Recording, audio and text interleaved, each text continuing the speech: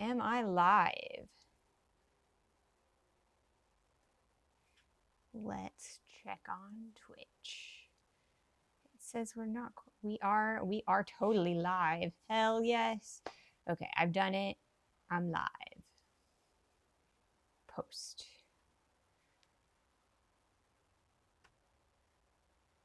It says I'm live. Maybe I'm not live. Refresh. Can I see what I'm live at with?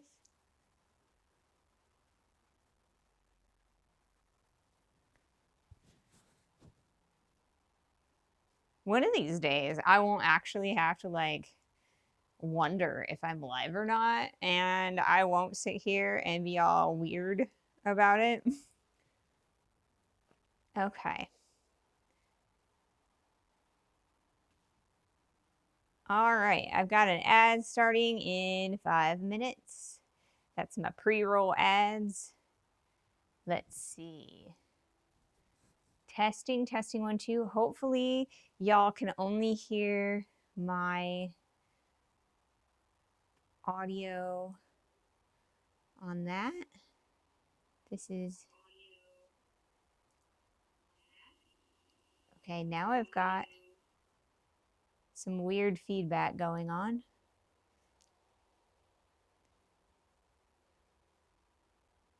Testing. Okay. Hopefully you guys can't hear me or like hear an echo with this. If you can hear an echo when you come in, let me know. I will adjust by turning off my, or like unplugging my audio on my audio monitor. Testing, 1, 2, testing. It seems like my thing is going. I hope my thing is going. Okay. And we've got camera 2. If I press the button, it should go. Maybe it's not going to go. Maybe it will. Greetings. Hello, ping. Do I have an echo going? I mean, I worked with some OBS system. Okay, yeah, we have 2 audios again. Okay, that's annoying. On this cam. Not on the other cam.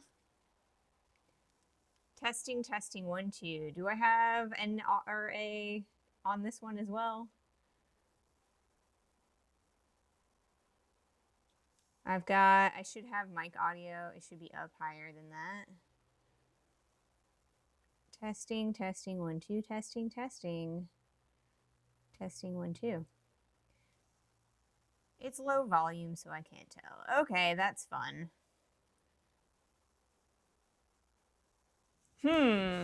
Interesting. All right, well, I think I'm going to unplug this again, and we'll try it some more again later. All right, I'm going to go to camera 1, and the audio should no longer be echoing. Testing, 1, 2. You should be getting okay audio off of the main camera, but not off of... Okay, very clear. All right, so the second camera has some audio issues, so when we're close up, it's going to be a little bit awkward. All right. Hi, I'm Ray, and we are Stream Blacksmithing. I'd like to do an intro for my YouTube channel, so I'm going to say my greeting, but for the YouTube channel. Hi, I'm Ray, and this is a blacksmithing video. Awesome. All right, cool. So now I have a couple intros for that stuff. I need to put my apron on because it's warm enough that I don't have to wear my coat today. And so I need a little bit of extra protection for my coat, it looks like. I have a second battery for my main camera. Welcome in. So that way, when the wide ends up getting, like when the battery dies, I have a second battery that we can plug in there So I will swap the cameras and then I'll put the battery in and start us back up again. So that should work. I still need to mess with the audio. It looks like, I think I'm okay though. Happy Friday. Welcome in. Thank you so much. Mahalo. Thank you for that welcome. Okay. So today we are continuing on our bird feeder hanger. So I was looking and kind of assessing our two pieces today, and I was kind of looking to see what we could do with them. And I kind of like the little, I like it set up kind of like this, right? But I think that we need to pull in the top section and turn that more into a curl. So I want to bring this down in and curl it a little bit further. So a little bit further on that scroll. And then I think this one is just a little bit too tall. So I think our next project, or like our next part of the project, is kind of just crushing this one down a little bit and then curling in this one a little bit. Once those are done, I will quickly spot weld them together and then we will work on the wrap. So that is our goal for today. I'm gonna start up the forge. Welcome in, welcome in. Hello, everyone. I am so happy to be here. It has been a day and I'm just so excited to be streaming. So yeah, I am going to start up the forge and then I'm going to go over some like housekeeping kind of stuff. So here we go. I have too much crap all over my anvil. Come on. There we go. Beautiful.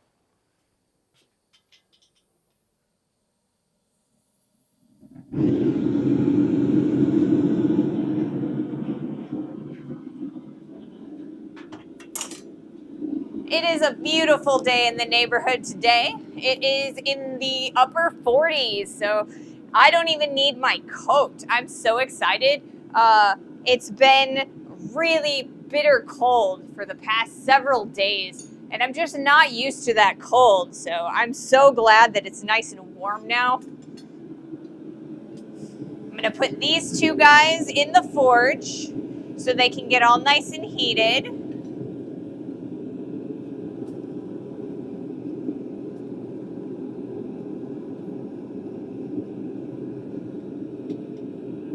They're going to end up getting tangled on me. I just know it. But we're going to do our best. Alrighty. So I'm going to keep these over here for a second so that I don't get even more tangling with the pieces of steel that we've got going. Like I said, we are still continuing on the bird feeder hanger. I will have that finished up this weekend, whether it's on stream or not, and I will be able to show you the project. I'll post it on Instagram, and I will show it on Monday's stream. So other things that have happened recently, I set up a Ko-Fi, so if you guys are, want to support me, buy me a coffee, buy me a can of propane, the button is on the bottom of the page, or I guess with the rest of the links. I have added a frequently asked questions area. So some of the things that a lot of people, the new people who come in, ask, so that I don't have to, answer the exact same questions every time. So that frequently asked questions is at the bottom of the page. I also have a stream timer widget if you guys like that. Hopefully, that way you can see when my next stream is coming. And then I posted a few rules. They should be really self-evident. It's kind of like, have fun, be respectful, no politics and religion. Just to keep things civil, and you guys are awesome, and I don't expect anything to happen. I never expected anything to happen, but I just want them to be there in case someone, some new person joins and wants to start trouble. So if the rules are there, already set up, then we can just ban them right off the bat and we can get back to having fun blacksmithing. So hopefully everything works right and you guys can hear me again. Nobody expects the Spanish Inquisition. Yes, exactly. So like, you guys have been so kind and so generous, and I just don't expect anybody to like cause any problems. But I just, occasionally like there'll be a bot that shows up and starts like spamming chat with all kinds of crazy, hate speech and pay for this, buy that, whatever. I just want to, have a grounds to ban them with. So that's why the rules are there. I don't expect to need them. So, yeah. Let's see. I have also joined the Amazon Associate Program, which is basically I can send you guys links of all of the equipment that I use. So, like, I've got links for all of my cameras, my stream switcher, all kinds of different things. And if you click the link, then anything you purchase within 24 hours of clicking my link will give me a commission. So, I mean, it's kind of like one of those weird ways, to expand money. And really, like, I'm not asking for a lot of money. It's just kind of like, my main thing I will be spending this money on is cans of propane.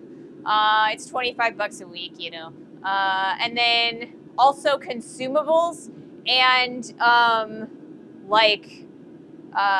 steel itself.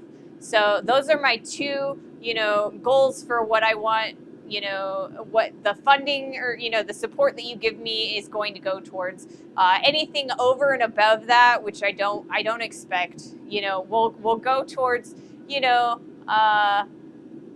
feeding me a little bit. I don't need grocery money or anything like that.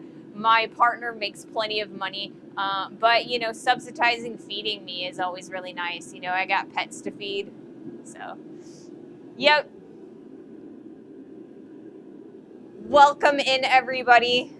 Don't feel like I'm, begging or anything. It's just if you decide to be very generous, I very greatly appreciate it. I just wanted to give you the opportunity to support me and my work.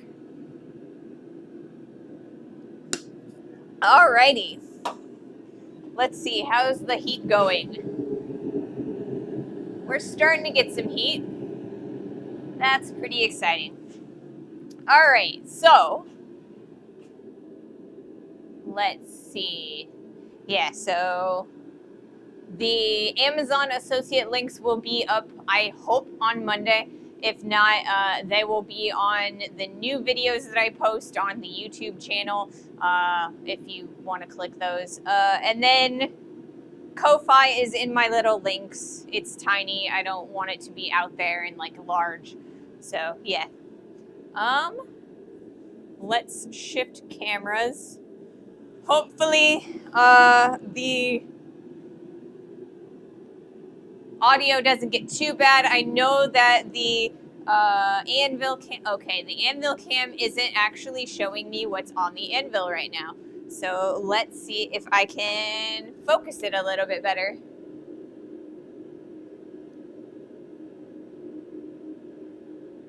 All right, and if I click that on the screen, haha. There we go. Now you guys can see the anvil. That's so exciting. Excellent, excellent. Welcome in, everyone. Now let's play a little bit of forge juggling.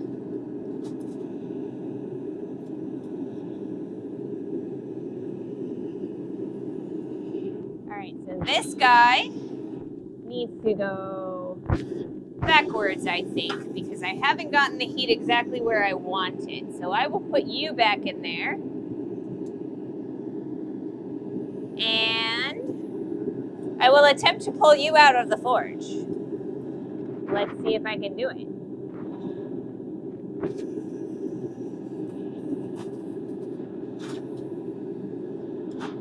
Ouch. There we go. Alrighty. Let's see if I can get this. There we go. We gotta fight a little bit.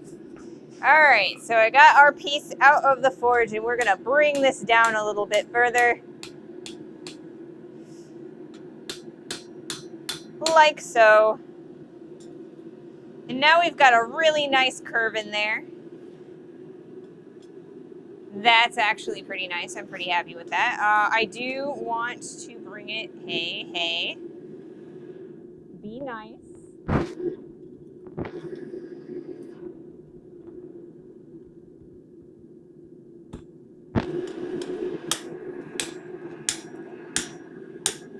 All right. So I do need to separate these two a little bit. So if I bring them up like that, it should separate them a little bit.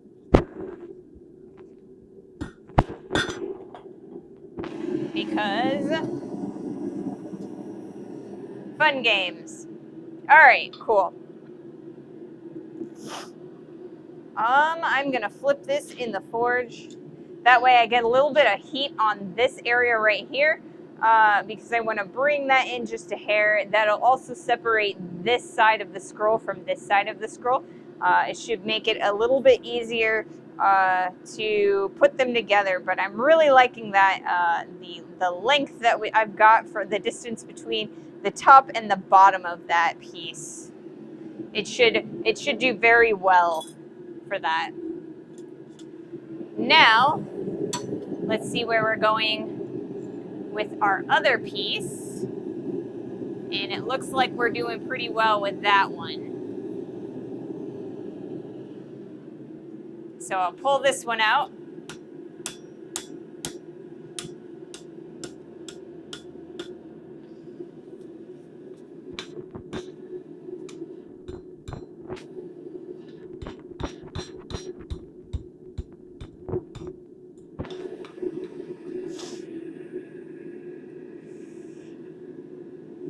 Gonna put another set of universal tongs on the project list, I think.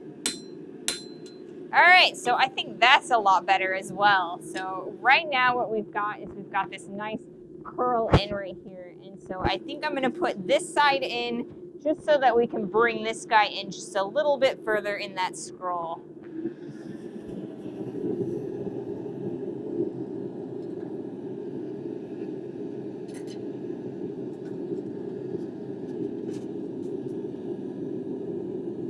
There we go. And then we'll go back to that camera. I learned today that a city farm and feed store is not the same as an out in the middle of nowhere farm and seed store. Turning pro right before our eyes. Yeah, so a seed and feed store out in the country, they have a lot more actual like seeds for when you're actually like, you know, planting every year. So there's like silos of like corn seeds and soybeans and stuff like that. And you can just like buy truckloads of the seed that you can put in like your combines and stuff, and they'll plant it. Whereas the city tractor farm and supply stores, a lot of those are more like your animal feeds and like, you know, chicks that grow up into chickens for eggs, and like bunnies, and lots of stuff for horses and dogs and stuff like that. Clothes. The Rural King around here has a huge section of clothes and boots and stuff like that. It doesn't have any of like the corn and soybeans that you need to like plant your field. So I feel like that's really different. It's kind of interesting.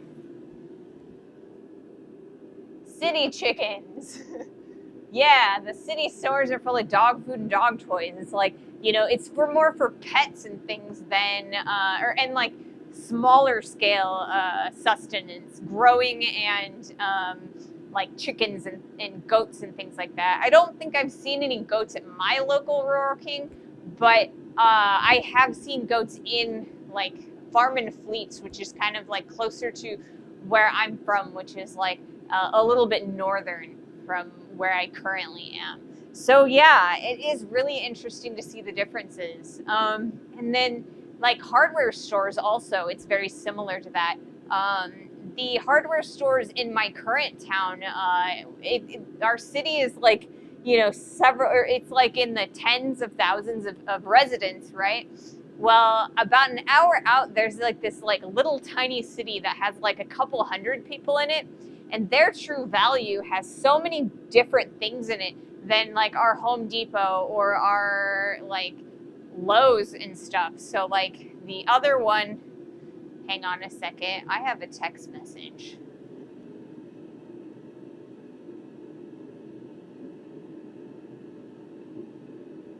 What is happening? Okay, I don't need to take that. Sorry about that. I wasn't sure if that was my partner who needed something from me, but yeah.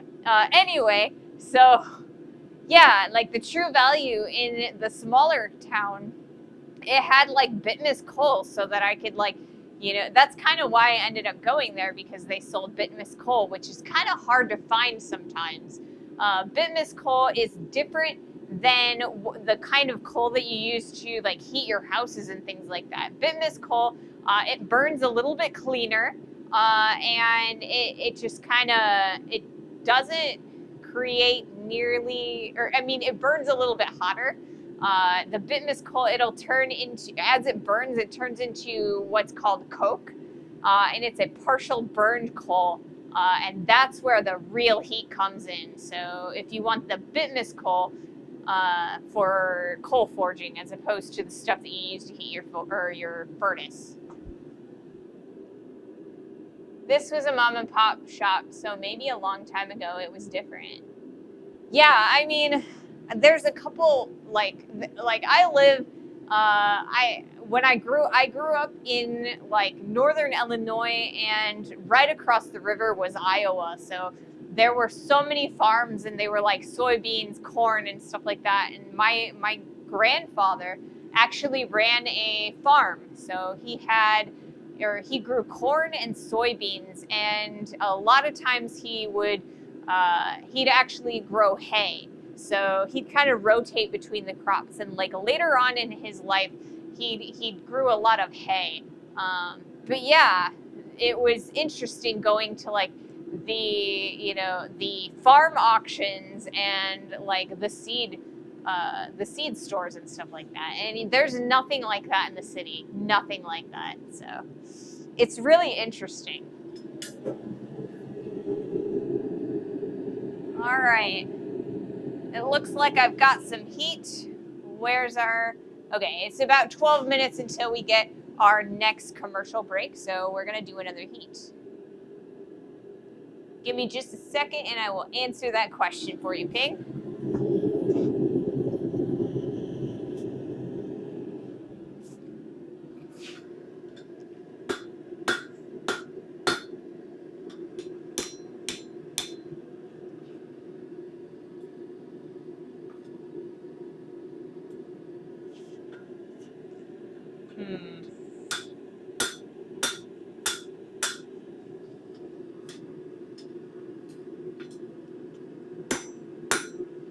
All right. So I'm really starting to like this lovely shape.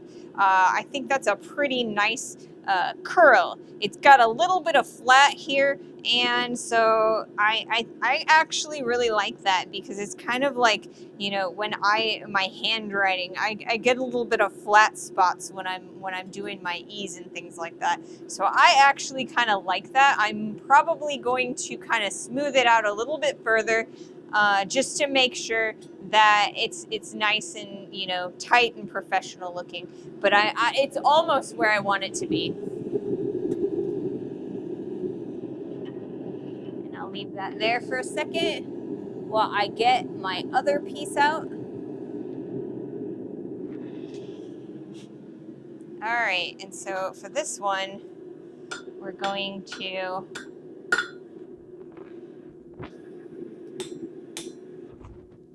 like that.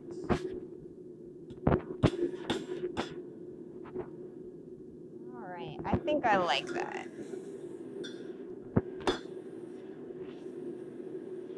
Come on. Yes, 100%. A new set of universal tongs is in our streaming future. What do you guys think? Yeah. All right, so I'm going to look at these two pieces real quick before we straighten out the other piece. So I want this one to look like that, and this one looks like that. So yeah. Oh, I like that. I like that a lot.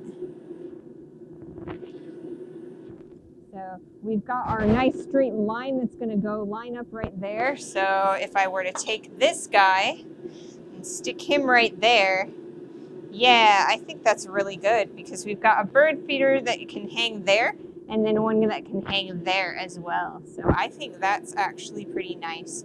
Like I said, there is a weird straight section over here that I want to fix on that one, but I think I'm happy with this guy. So I'm going to quench him.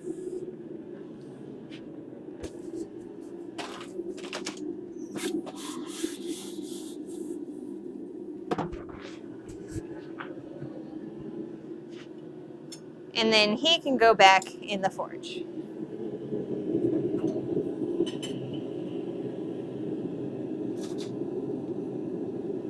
Just like so. All right. Does the coal take a while to heat up? So coal kind of, it doesn't take as long as our gas forge does to heat up. It takes a little bit of time. But the thing about coal is that once you get it hot, you are actually using a blower. And I have a blower. It's way up there. But so you have an electric blower or a hand crank blower or, you know, a bellows. And as long as you are, you know, applying air current to the fire, it's going to be just as hot as it, you know, when you just start the fire as when you like when you are working through it, if that makes sense. So because of the airflow, it's hotter when you have active airflow, and if you turn off the electric blower or if you are not actively using the bellows or the hand crank, it's going to be cooler, if that makes sense. So when you're trying to forge weld and get things really, really hot, you want to actively use that blower. And when you don't want that active heat, then you stop using that blower so that you have more time to wait before your piece gets too hot and starts melting. Does that make sense? I hope so. All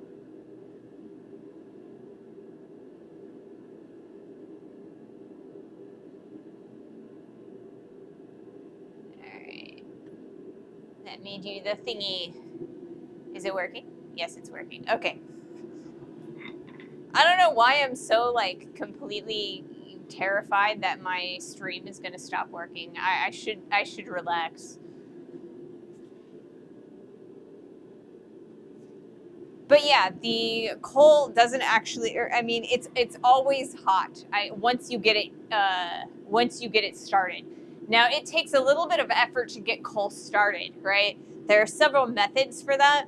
I like to cheat and use the same propane torch that I use for lighting my my propane forge.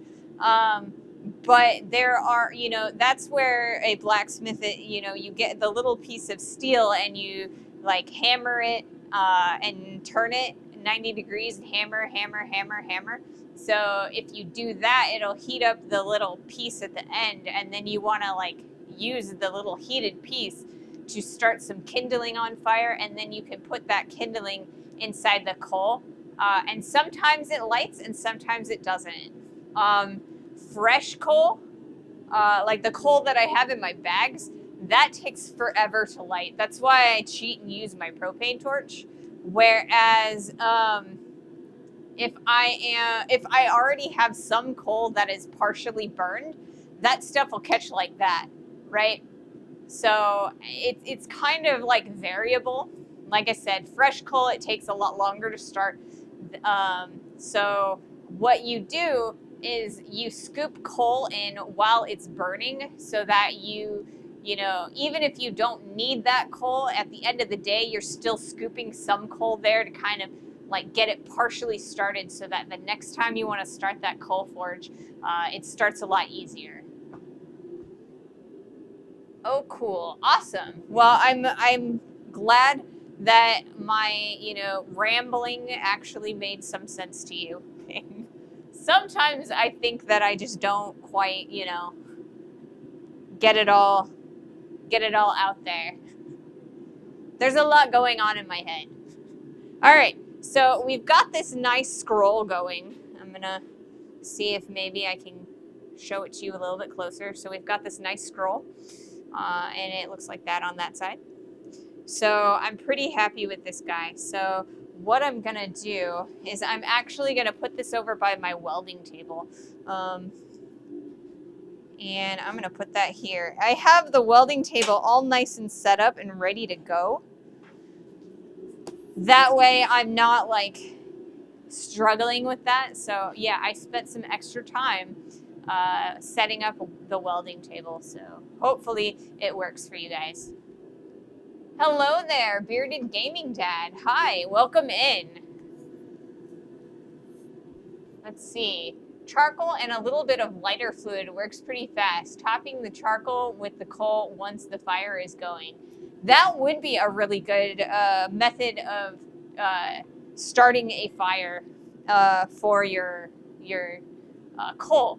Because, yeah, the lighter fluid and the charcoal, if you can get your grill going real fast and real nice, yeah, you just put coal on top of that. You definitely don't want to forge it on a grill because, I mean, the grill itself will melt. You kind of have to have, you know, some iron, at least the grating where the fire is coming through. You want that to be iron so it can withstand that heat a little bit better. But the outside around that grating where the fire is coming through, that can be a little bit thinner. I like to use thicker plate, but you can use sheet steel for the area around that little grate where all of the little, or where all of the charcoal or the coal in the fire is sitting. That's also like there's like the center grate where like your air is coming through. So that's the hottest part. Finally starting some blacksmith streams. Thank you. Okay. Awesome. Yes. I love to see fellow blacksmiths and other craftsmen doing streams. That's so exciting. I love it because you can combine the modern, you know, amenities of streaming and all of the cameras and everything, and you can combine that with the old style craft of blacksmithing and woodworking and stuff. Honestly, when I first started doing this, I thought that the, you know, the crafts and the makers and crafters space was a little bit sparse. But as I've gotten deeper into the community, it's just vibrant. I love it. You guys are amazing. Just have to pipe it with a couple holes punched through it. Yeah. So I have like, I have a, it's an iron, I think it's a shower drain. Something like that. It's like this little square plate, and it's kind of got some bigger holes, but they're small enough that the coal doesn't fall through. And then I have some black iron pipe that I have screwed together.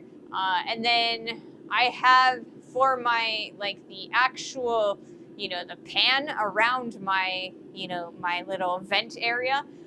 That for me is a tractor hubcap, which is also iron or like cast iron. So it's kind of interesting. I got the thing at Tractor Supply Store.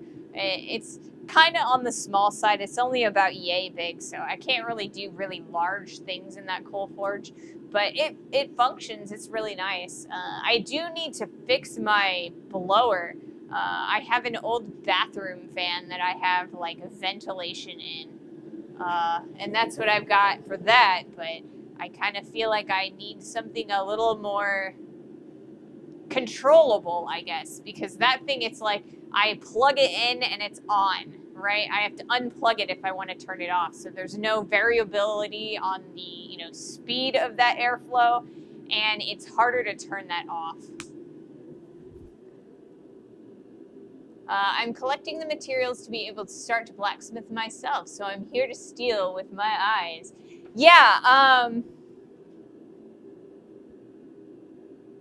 thank you for the sub. Bearded Gaming Dad, thank you so much for that sub. Excellent. I'm so happy. Yes, use that Amazon money to, pay for your favorite streamers. Yeah. So I do have a list of things that I have for my streaming setup. Right now, I have 2 DSLR cameras that I stream. I have the one that's the wide view, and then I have my second camera, which is my Anvil camera. The wide camera is a Panasonic GH5. And that's kind of an older camera, so it's a lot cheaper than some of the newer cameras, but it still records in 4K. My other camera over there is a GH3. It's a Panasonic.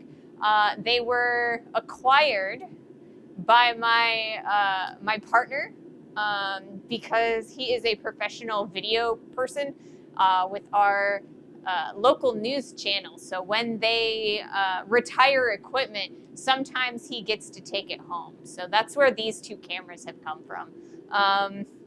As far as like other things that I found that I need, I've got this nice G-Stream M2. This is a capture card is what they call them. So I can connect my cameras via, what are those things? They're like HDMI cables. Yeah. So then the capture card actually connects by USB to a laptop. And previously, before I got this fancy, I actually streamed with the Streamlabs app on my cell phone, and that worked beautifully. I could stream right on my cell phone network, but only do that if you have like unlimited, data, because it can get quite expensive streaming through a phone like this. But eventually, I ended up streaming through the Wi-Fi. But yeah, the app, as long as you're only using one camera, the Streamlabs app was pretty decent. The sound was a little bit weird because all of the ambient noise in the shop, but I've got a lav mic as well. I have to figure out a way to connect it to the capture card and not get an echo, and we're working on that, but I haven't quite gotten it down yet.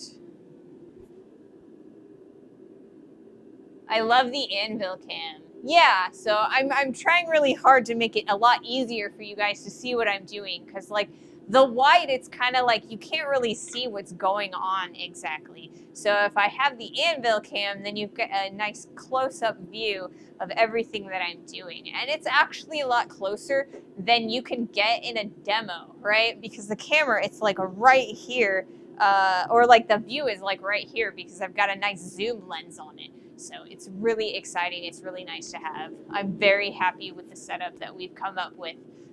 So yeah.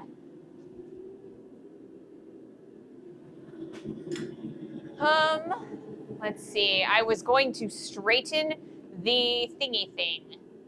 Yes, there's a flat area, and I'm trying to continue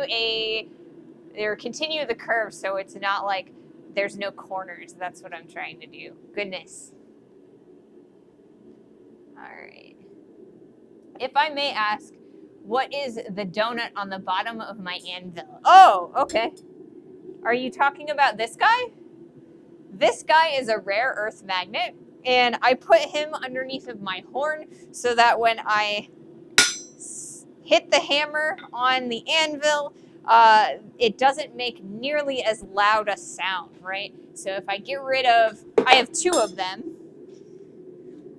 That's interesting. It attached to the steel toe on my shoe. So I have two magnets, right? So if I take all the magnets off and I go, there, it's the awful ringing noise, and it lasts for a really long time, right? So if I put this magnet underneath the heel of the anvil, then it takes that decibel down a little bit, and it doesn't last nearly as long, right? So when I put the second one on there, now we don't have a prolonged ring at all. So what I've done is I have deadened the ringing and the resonation of the anvil. Yep. So I hope that answers your question. It really helps my ears. I mean, I have these sound canceling headphones, but you know, I can still hear it through here. So yeah. Oh, nice. I need to get those then. My wife will love that. Yes, I mean, that's one of the first things that I got as an accessory for my anvil. Before I got any Hardys or anything like that, I just got magnets to go on the anvil itself. And you can buy this magnet, like this one is a welding magnet. I bought it at Harbor Freight in the welding section, so it's just a regular welding magnet. I also have some other welding magnets that you can use. These are like the little house magnets. Those are mini ones, but yeah. Okay, let's straighten out that scroll. A chain wrapped around the anvil also works. Yes, it definitely works. I just didn't want to use, like, there was a time where I was actually using or like moving the anvil a lot. And it's a lot easier to move the anvil with just the magnets than it is with a giant chain. So that's why I do it, the magnets instead of the chain. And those are just standard rare earth magnets. I mean, yeah, they're like welding magnets, the welder's magnets, I guess. So they work really well.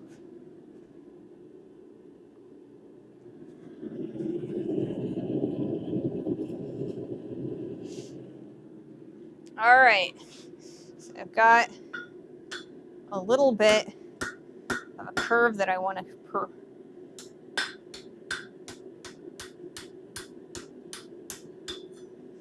that I kind of want to fix.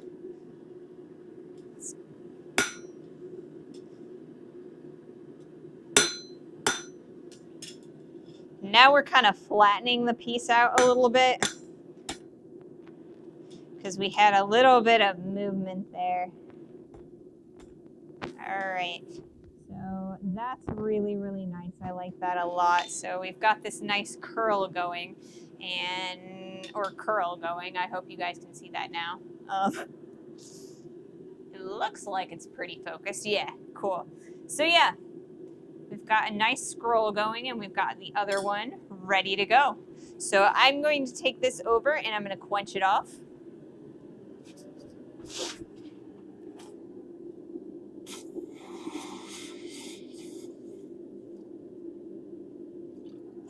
Okay. So now it is safe to touch.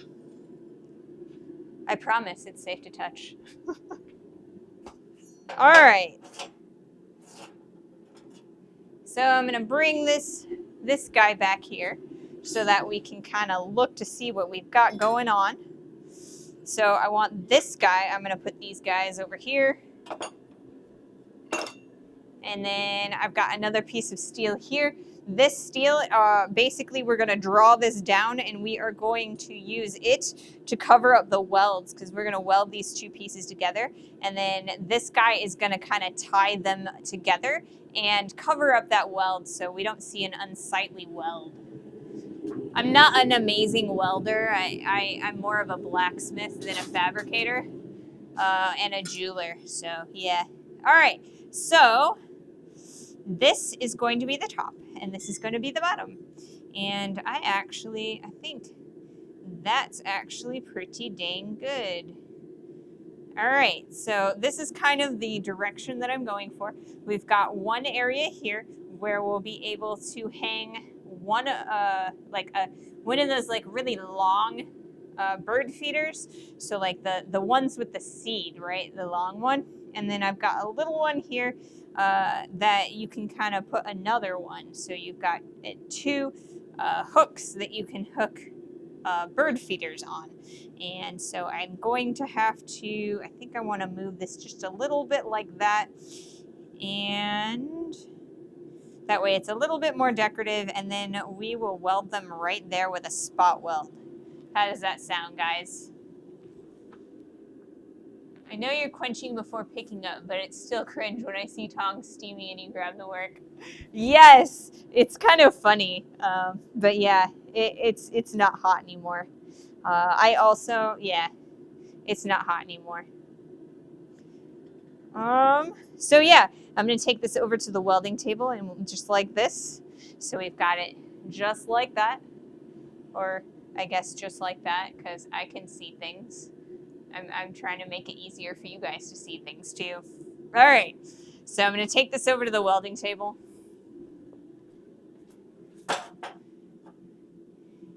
And I have this all nice and set up, and we're ready to go with that. So I cannot show you guys the welder and when I'm welding this piece. And the reason I can't show you my actual welding is because I don't have any ND filters for the cameras. So if I were to show you guys the welds themselves, it would it would ruin the sensors in the cameras. So I am going to weld these up real fast. It shouldn't take me much time at all to do that. And then I will come back and I'll show you the welds. Yeah, so I will be right back. So,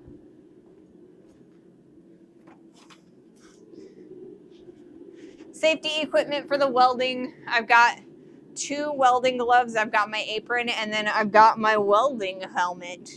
So this is a flip down hood, so I can nod and it will bring down the hood, and then it'll protect me. I also have a self-darkening one, but the battery died in it, so I won't be able to use that one. So let's put on our safety glasses, our safety gloves and our helmet, so that we're all ready and you guys know that I am being safe about this.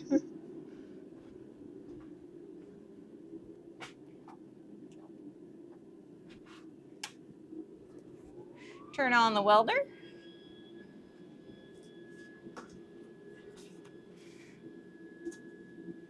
Let's make sure that we can get these together.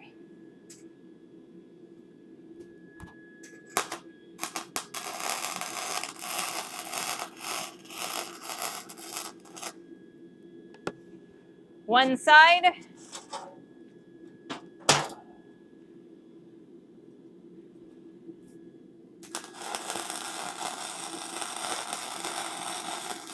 Now the other.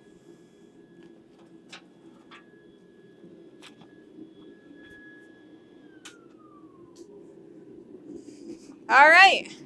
And so here we have it. The 2 pieces nice and welded together. There's just like little spots in there that I've got going.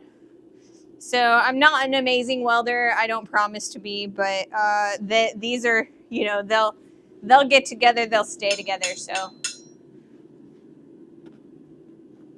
and that's really what we want, because all we really need is them to hold together so that when we wrap them, they won't move on us.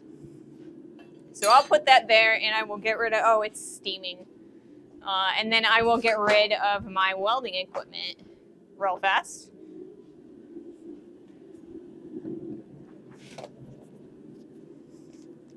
Alrighty. Okay, so we are back.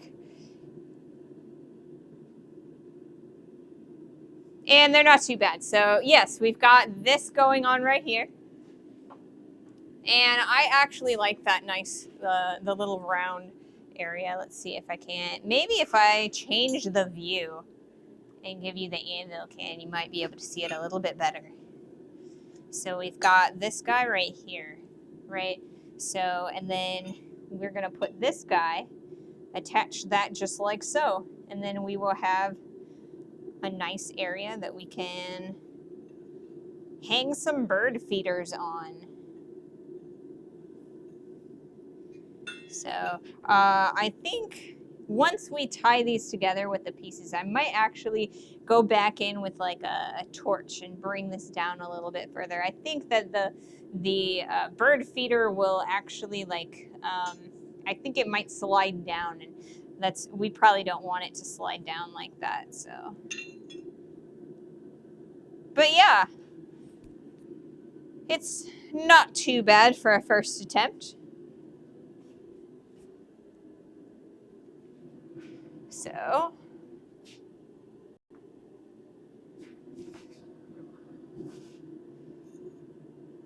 right, so the next thing that we're going to do is we're going to start drawing down our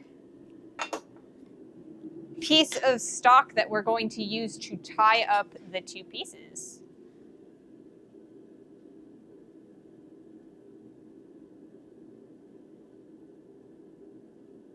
Alrighty.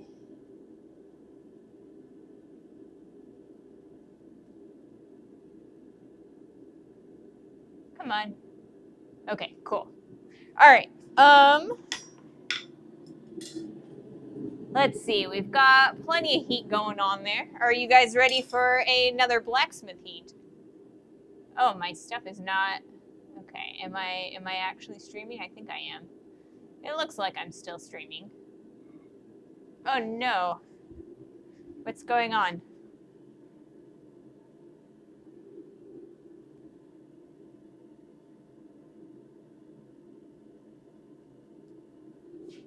Let's see if I can make this function. My equipment's being kind of dumb.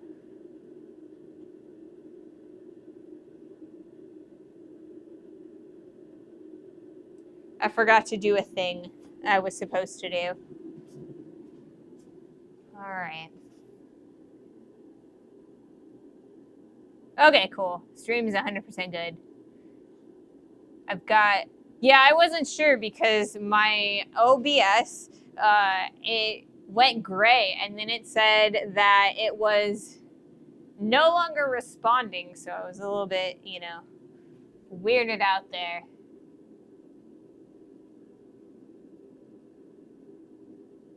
All right, cool. Lag is gone. That's awesome. That makes me very happy. Okay, so we've got about 12 minutes until our next commercial break. So what we're gonna do is we are going to swap cameras and we're gonna start drawing down this taper. If my computer would cooperate. There we go. It seems to be cooperating now.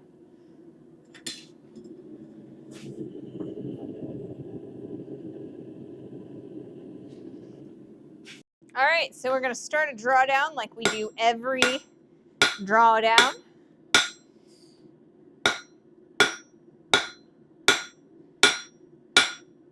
By establishing the skinniest section that we're looking to get.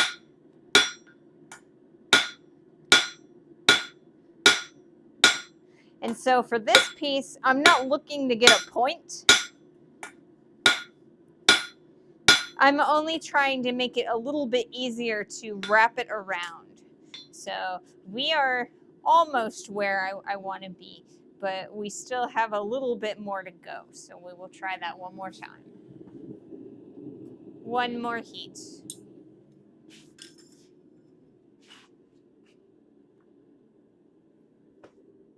All right.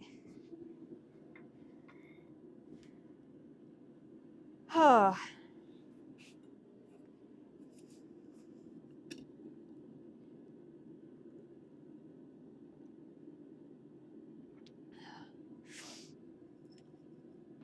So, how has you guys' week been? I know it's been a little bit challenging for me this week. On Monday, my cat, or like I guess over the weekend, last weekend, my cat stopped eating. So Monday, I had to take him to the vet, and we thought we might have to take him to the emergency vet because he just wasn't eating for whatever reason. And so we ended up taking him to the vet. They said he was fine, and I'm just like, then why isn't he eating?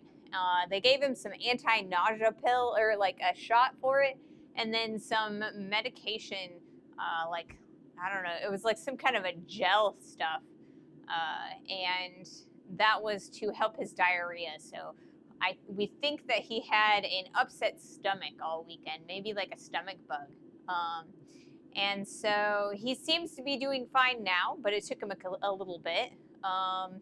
And then on Tuesday, my furnace stopped working, so I had to like restart it. It was so crazy. It started right back up, but I had to like mess around inside the guts, and it was not fun.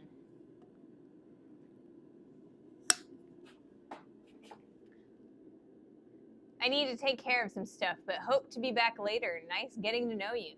Yeah, thank you for joining us, Gamer Dad. Thank you for the sub, and I hope to see you maybe Monday.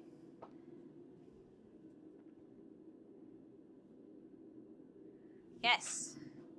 So we stream Monday, Wednesday, and Friday from 2:30 to 4:30 Eastern Standard Time. So yeah.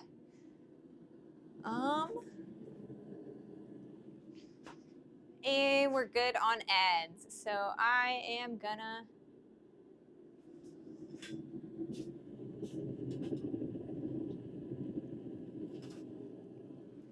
We're gonna continue going on the taper, establishing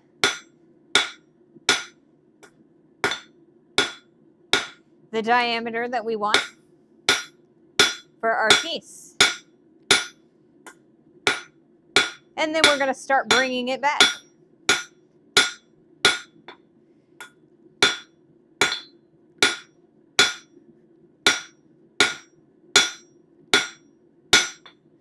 All right, and so I'm pretty happy with that. I think it definitely needs to come back a lot further, but I think I'm happy with the width and height of this guy right here. That nice square profile that we've got going.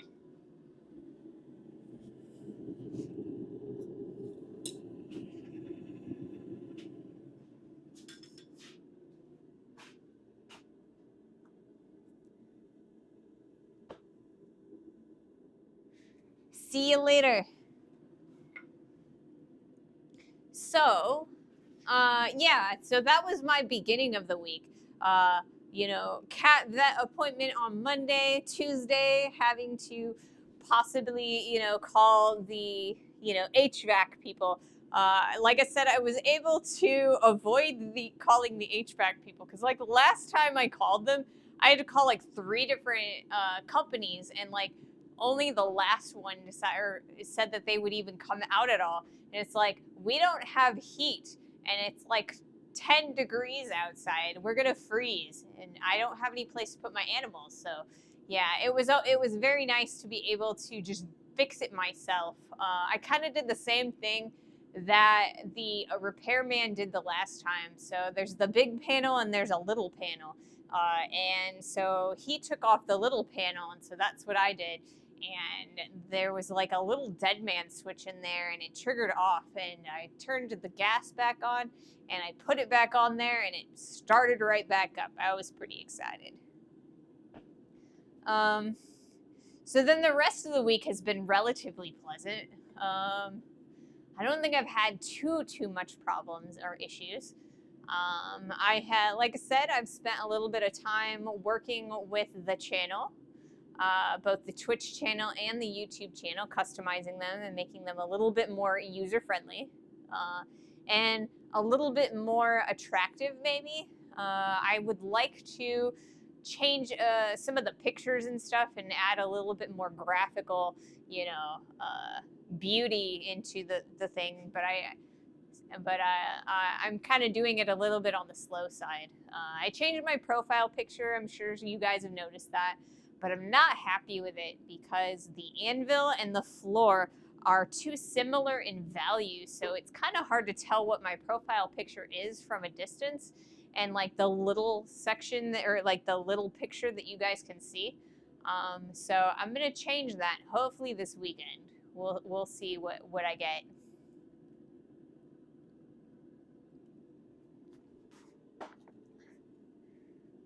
All right, I got 5 minutes, so we're still good on ads.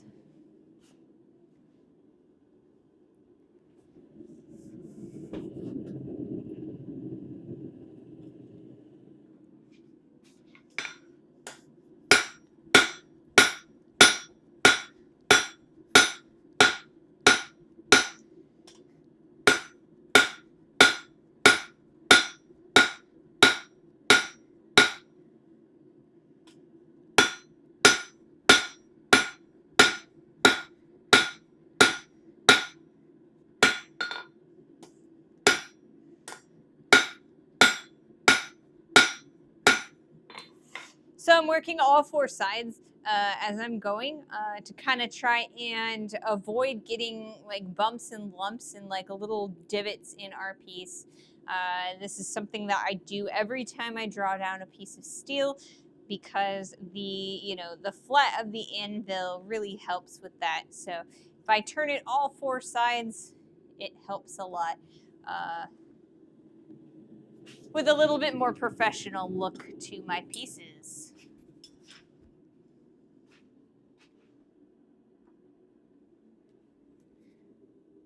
I love the anvil picture on your Twitch offline page. Yeah, I like it a lot too. That was an image that my partner did.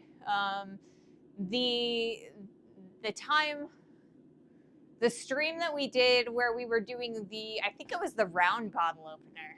When we were making that round bottle opener, my partner was in here just like taking little videos and little pictures of just things while I was streaming. So that was one of the 2 pictures that he got that I really, really liked, and I've been putting on all of my socials. So it was that picture, and then there was the picture of my hammer rack, which I really like that picture because it shows all of my different hammers and my tongs and everything. And that's an area of the shop that you guys don't get to see because the shop's kind of on the skinnier side. So I have to kind of choose wisely where I want you guys to be able to see and what I want you guys to see. So I felt that it was more important for you guys to be able to see the post vise and the press as the extremes for my my streaming.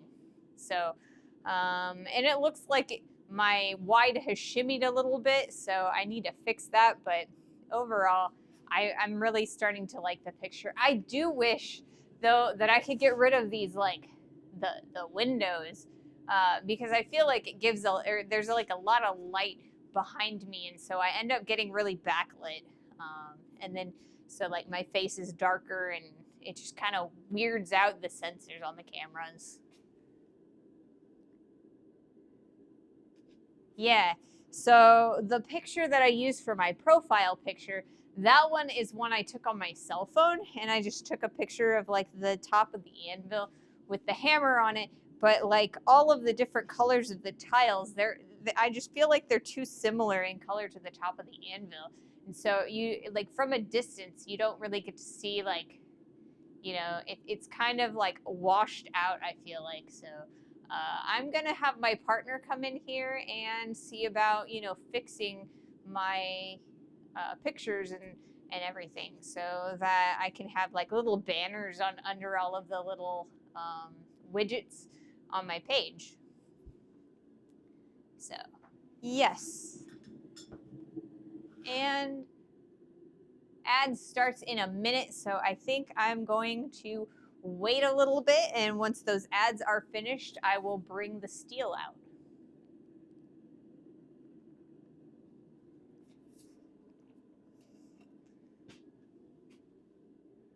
Let us see. I think I need to take some of the scale off of the top of my anvil. So I used that same piece of stock, the one that's currently in the forge, last Wednesday.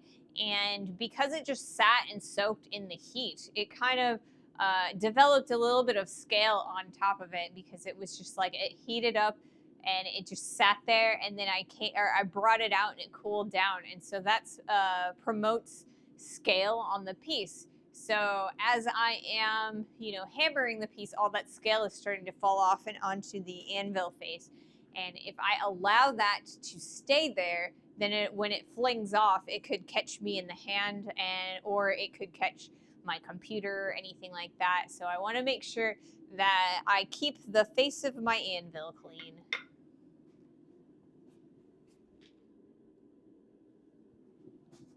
And it looks like I am on my ad screen. So we will wait out the minute and a half of ads. Thank you all for watching. And I thank you for the subs and all of you turbo people. We can still talk. And I'm really excited about, talking to you guys. So. But I want everybody to be able to see the heats. I think that's the fair, the fair way to go. Oh, I do need to stop my clip on my cameras. I got to remember to do that.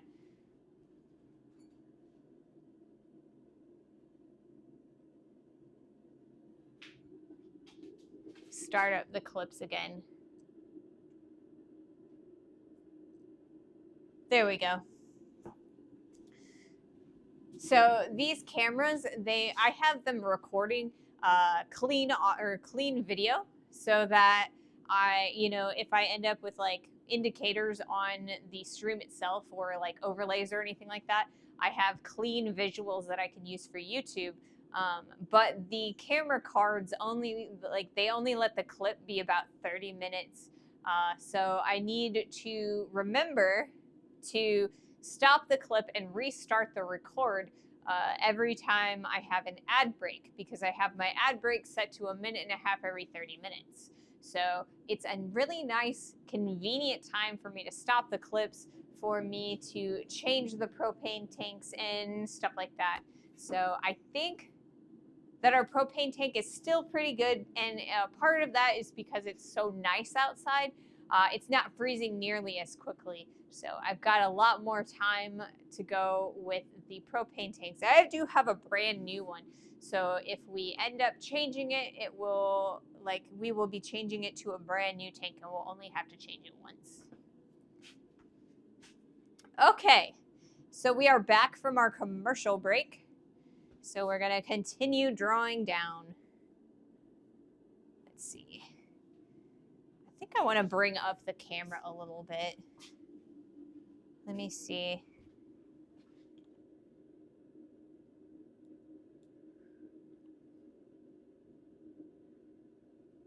There we go. I think it's working.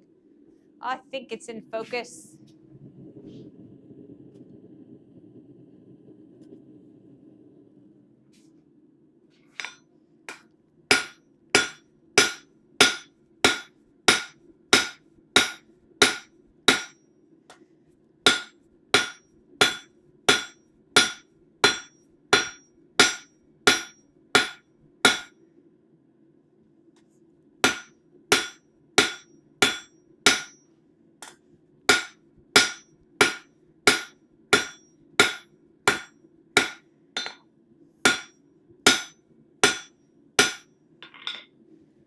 And unfortunately, I think I am going to have to change my propane tank because it's not quite as hot as it should be. So I'm going to change the propane tank real quick, and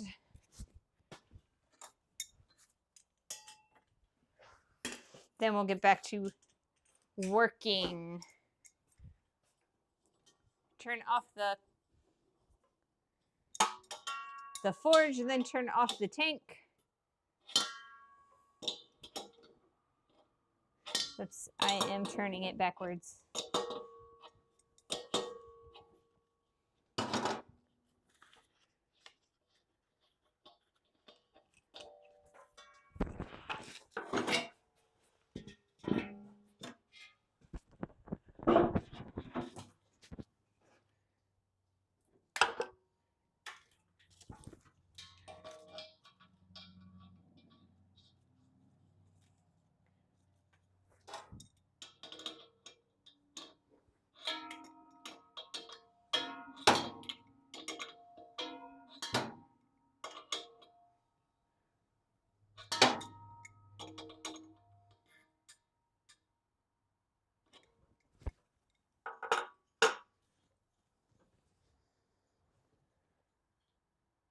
Alrighty.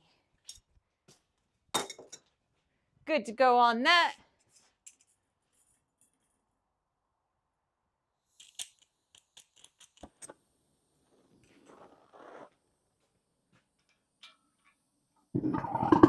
Oh no.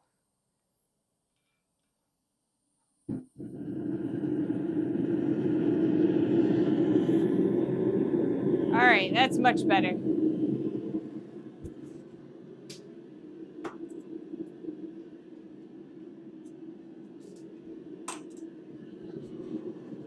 So the way that initially caught, it was like that pop, pop, pop, pop, like popcorn. What that was is that was backfiring. It was lit inside of the tube, and so it was backfiring back into the tube. And if I allow that to happen, it could ride up the propane, or like ride up the hose and into the propane tank and explode the whole thing. So you got to be really, really careful when you are changing propane tanks and when you're doing your initial startup on that forge, because it can cause a lot of issues and be, a lot of pain. So, yeah, so that's what that sound was. So yeah, that is a bad sound, icky sound. You don't want to hear that one. But the best thing, or the best way to handle that is like immediately turn off that gas, and then from there you can kind of judge, when the gas is clear out of there, and then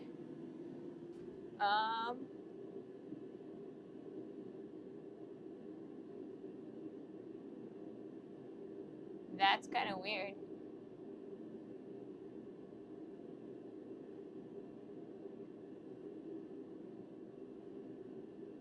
Something funky is going on with my OBS. I think I might be a little bit laggy. Okay. I think I'm okay. You're good. Yeah, so you have to be really, really careful. If you hear that sound, you just turn off the gas, wait for it to clear a little bit, and then start it, or try to start it again. Usually it clears out and you're good to go. But sometimes you just have to wait a while. Fortunately for us, it cleared out pretty quickly.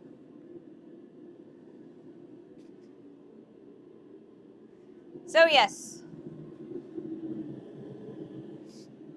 I kind of feel like coal forges are a little bit safer overall than propane forges. It's a lot easier to get propane forges, and I feel like it's a lot easier to make them function for you, but it's a little bit more dangerous to start, because I mean, if you got that backfire and it climbs up your gas tube, it can be bad news. From what I've heard, there are backflow regulators that will not allow the gas to go back up the tube. I don't personally have one at the moment.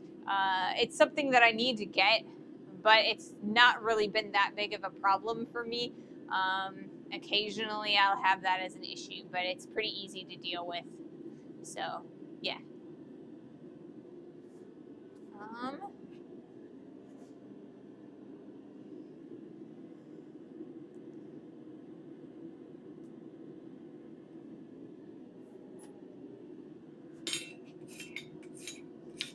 So while we're waiting for that to reheat, we can kind of use the steel brush and kind of get rid of any of the scale that's on here.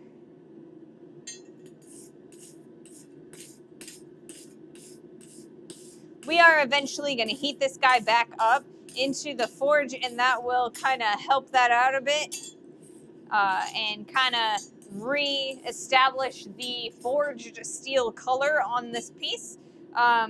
But it's always nice to, you know, get that nice and taken care of as you're going.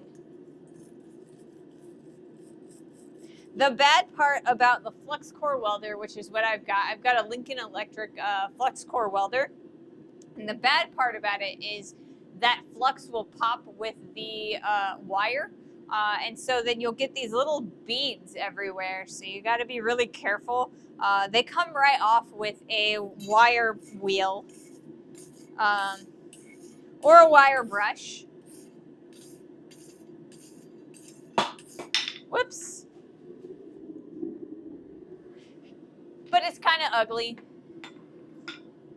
And if you hammer into your piece before it falls off, you'll get little divots in there. So that's not something that you want to see.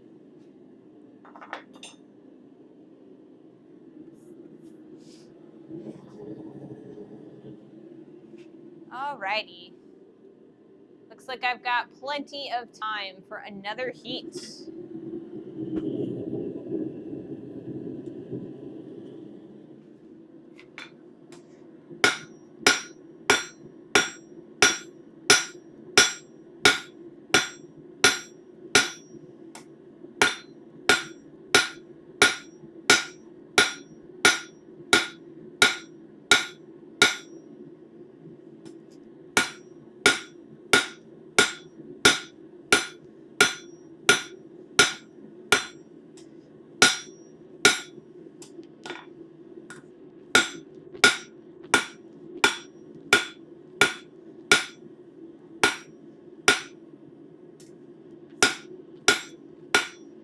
And now we're spending a little bit of time straightening this out a little bit.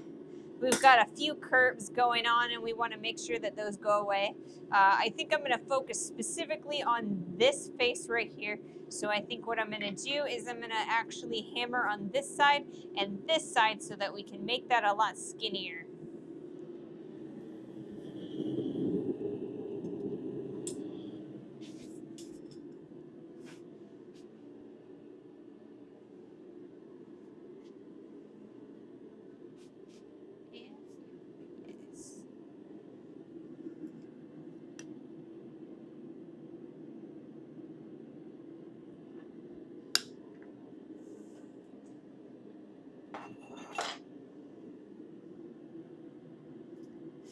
So I have decided that I'm going to make the back plate that we're going to weld this piece together onto a piece of angle iron. So we're going to flatten this guy out and it's going to keep this ridge, because if you look at the profile of this piece of this piece of angle iron, we've got a like thickness on both of the ends, but it kind of thickens out a little bit at that corner. So when you flatten it out, you're actually going to see like a little line that just kind of thickness that runs the entire length of the piece. And I think that's going to look really nice. It's going to make it real, it's going to make it really pretty to make, so that we can get that symmetrical look on there.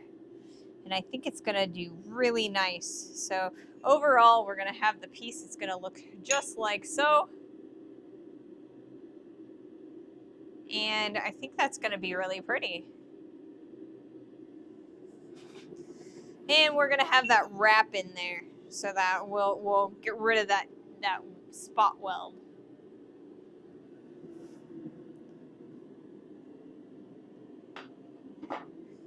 So let's see, do we want to put this guy in there? I think we might. I'll put this guy in the forge. We'll see what we can do flattening that out.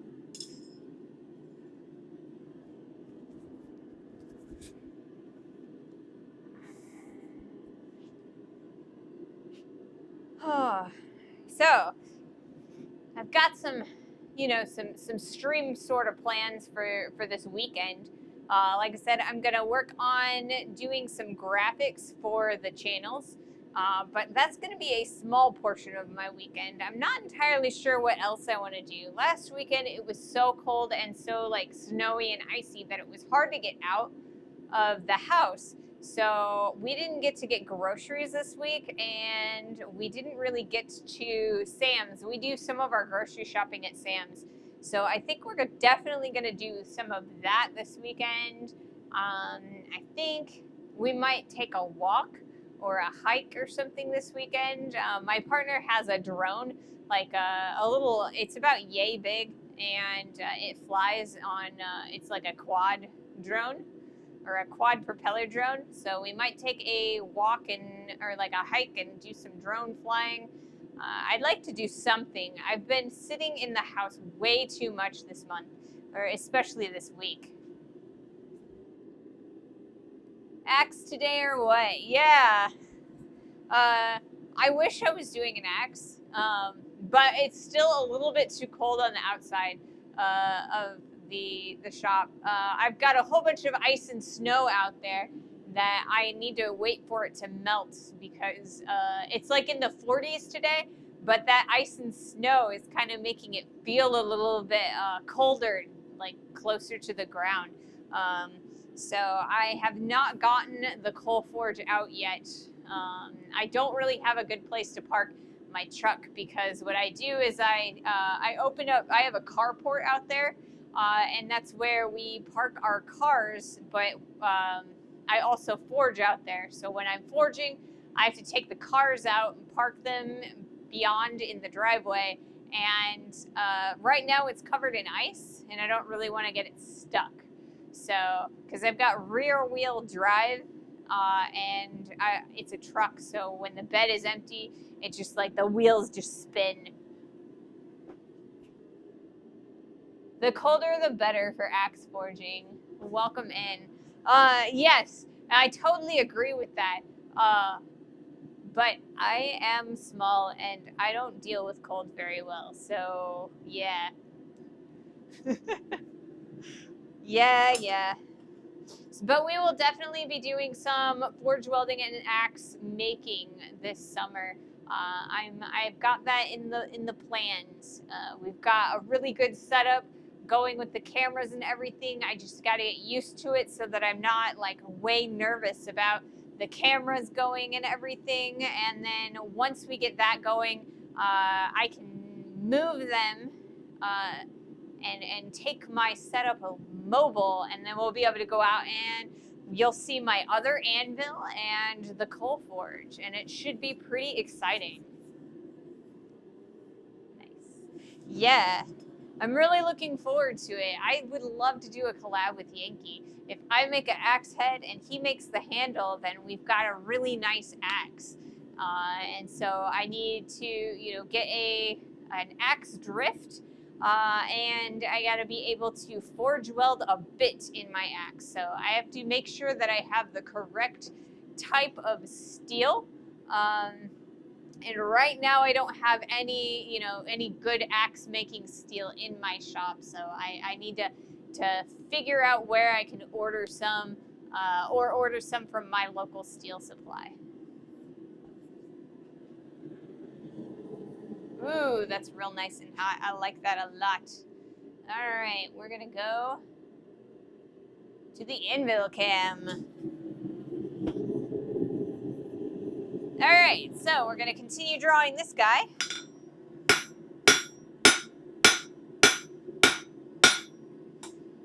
Ooh, that's nice and thin. I like that.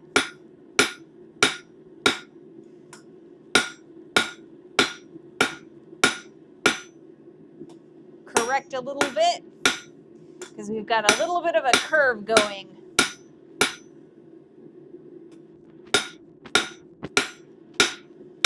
And this is what we're going to tie our two scrolls together with for our bird feeder hanger. New universal tongs are in my future.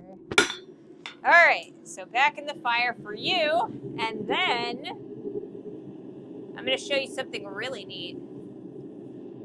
I really, really enjoy the look, oh, come back here,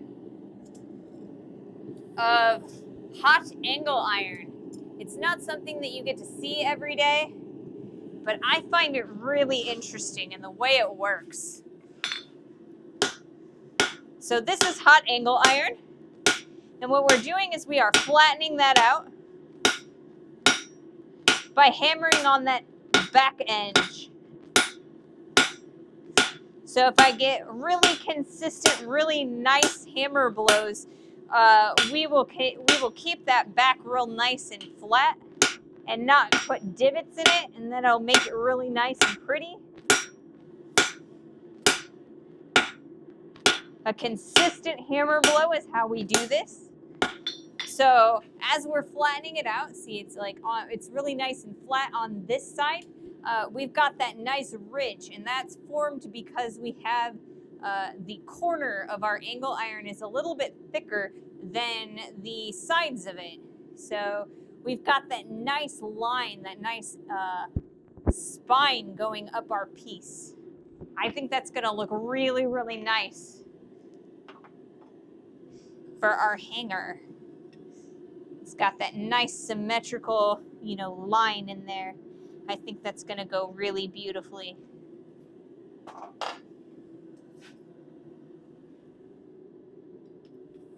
And I'm gonna turn that around so I can start on the other side.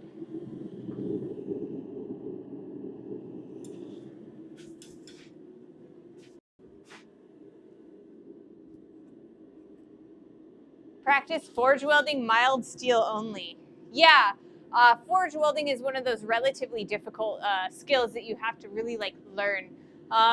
Before we do that axe bit, I will definitely do a little bit more practice, and I'll, because I'm really rusty at some of my forging skills. I've done a lot of drawing out.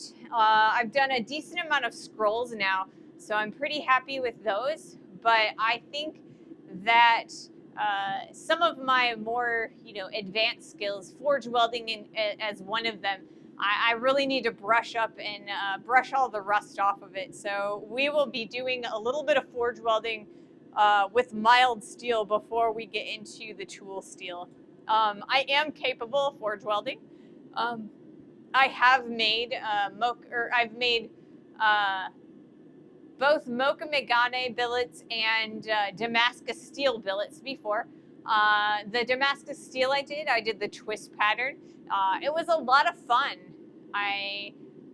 It was a lot more challenging than I imagined it would be, but it was a lot of fun. I was able to make a folding knife. My sharpening skills are really awful, so it kind of had a bit of a waver in that blade. So it's not something that I would sell or give away, but it was a fun experience, and the pattern on the blade was really pretty.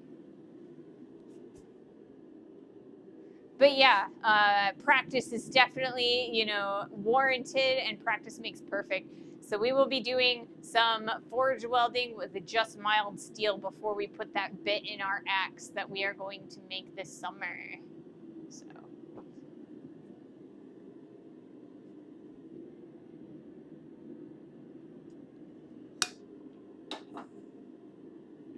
All right. How are we on commercials? We've got about 6 minutes. That's plenty of time.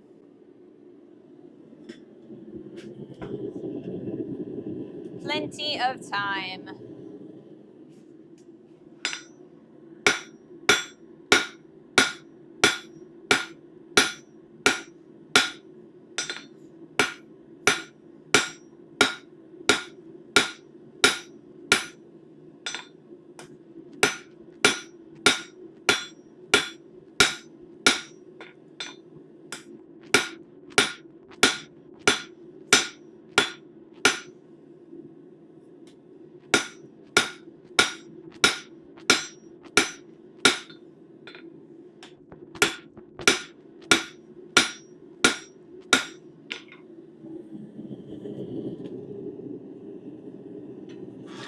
Oh, don't you fall out of there for me.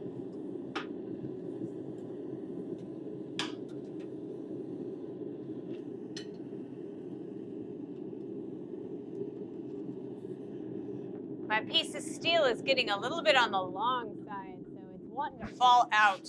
I've got a nice tool rest, but it doesn't want to sit on there flat. So we are going to continue to flatten out our piece of angle iron. And this will be that back plating for our bird feeder hanger. We want a nice, consistent, and very precise hammer blow for this. Because we don't want any rolling, folding, or expansion on the edges. And that's a very easy to do when you are unfolding angle iron this way.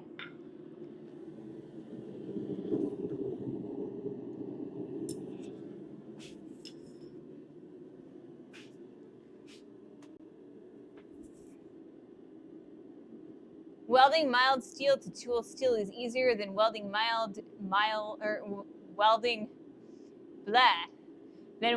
mild to mild and tool steel to tool steel. Yeah, it definitely is.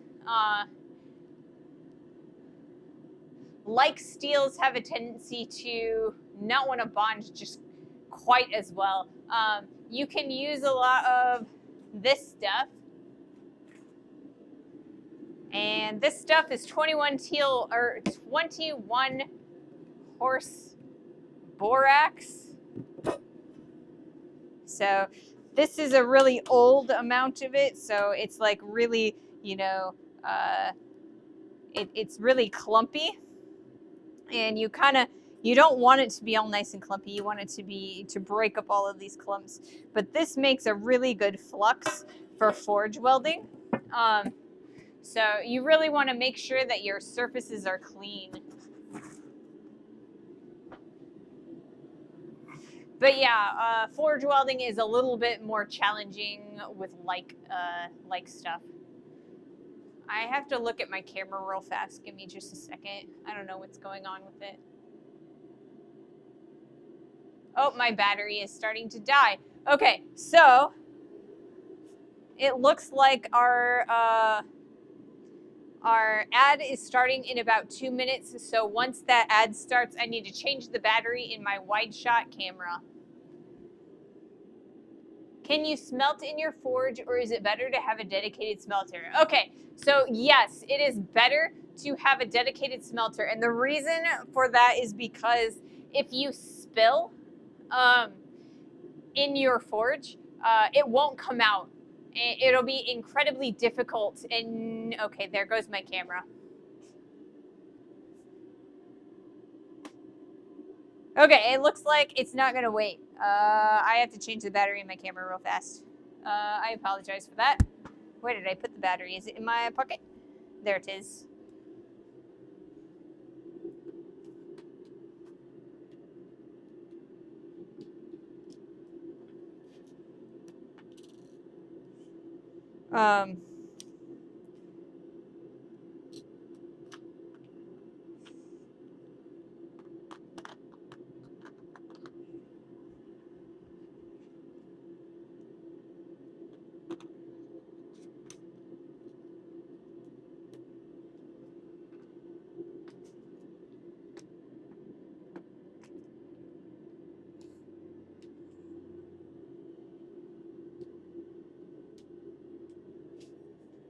Okay.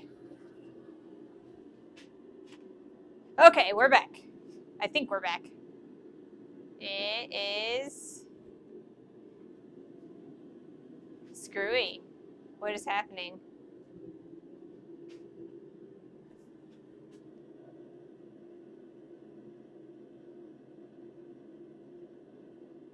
Interesting. That's very strange. I will definitely have to ask about that because that's a zoom and then that zooms out. I am very confused as to why changing my batteries would do that. Okay, well, let's see. You can't even see me there. All right. That's really strange. Okay. If I sit in my chair, will you guys be able to see me? I'm gonna move the camera that way some. Okay.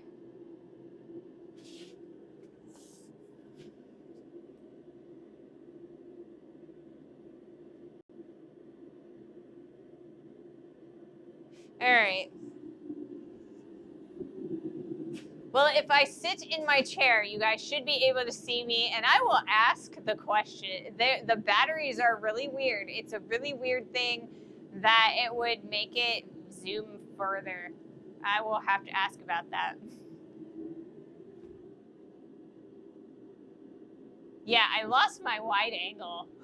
It's really weird because all I did was change my batteries. I don't understand why it zoomed like way far in. It does not make any sense at all. Okay, so what I'm gonna do is I'm actually going to view you guys' comments and stuff on my phone because I can no longer see the comments from the computer screen. So hopefully, nope, not that app. I don't want that app. I want this app. Let's see if I can make this work. I'm so sorry, guys. I am still learning a little bit with this setup. It's still kind of new. Creator dashboard and stream manager. Okay, so you're saying why it was better to have a dedicated smelter. Okay, so the reason it's better to have a dedicated smelter is because any metal that moves or that like you spill in your forge, it will contaminate your steel, right? So if you're smelting like copper, you'll get copper in your steel, and so that it's a contaminant. It won't forge weld correctly. It won't heat correctly, and also like it has a much lower melting point than your steel. So if you're trying to forge with it and you kind of pick it up on your steel, that it could totally splash off of it, and that would be very dangerous. Also, this particular forge, I don't have a dedicated temperature or like a thermometer for it. And it is very important to have like a much better thermometer for smelting. But yeah, you definitely want to be very careful about spilling metal in or molten metal in a forge. I personally have a different, or like I actually have a different setup for smelting metal. It's made out of a 55-gallon barrel. It's made very similarly to my forge, but it is much bigger, so I can cast bigger objects, if that makes sense. Yeah. So that's kind of like why you would definitely want to be very careful about using a forge for for smelting. I did not change my clips. Give me half a second, and then I will get back to doing the blacksmith stuff.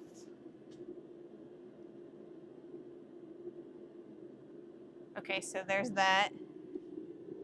And then change my clips. Record. Okay.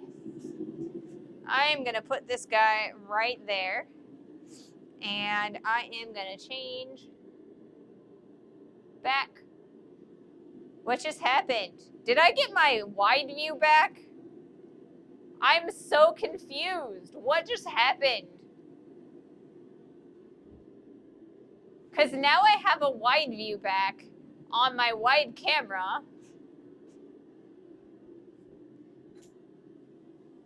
This is so confusing. Let's move us back to the wide shot.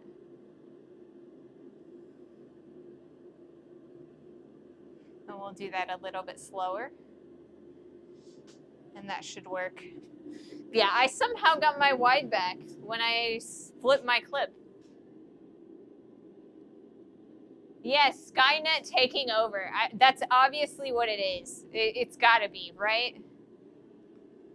I'm going to put the battery there so that I don't, like, explode it by getting too close to the forge. And then I'm going to go to camera 2, which functions exactly how I want it to.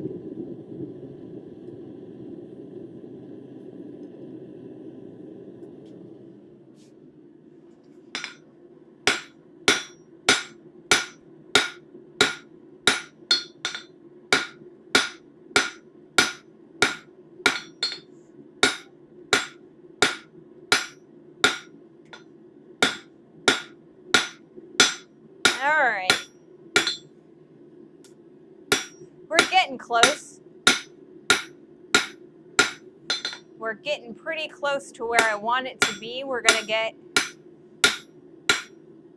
about a loop and a half from this, I think. I'd like to get 2 full loops. So we're going to bring that taper back just a little bit further. Let's fix that up a little bit. I want it to be nice and straight. All right, cool. No.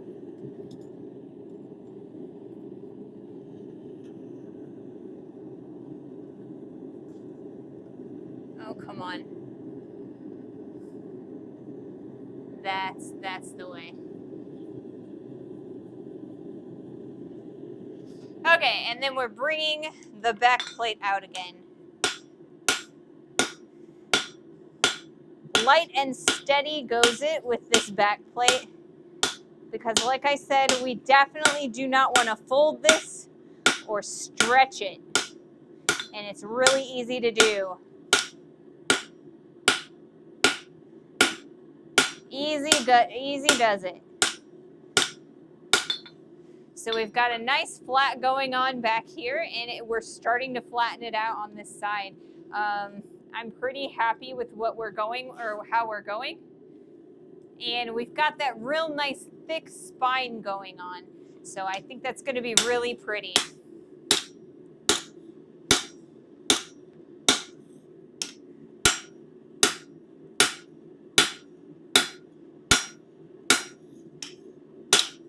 Few more heats on that center. We also have to be a little bit careful because it looks like we're starting to get a concave curve in there. We want to make sure that we take that out so it's nice and straight. It'll be a lot easier to drill the holes and affix this to a post or the side of a building if it doesn't have that concave curve.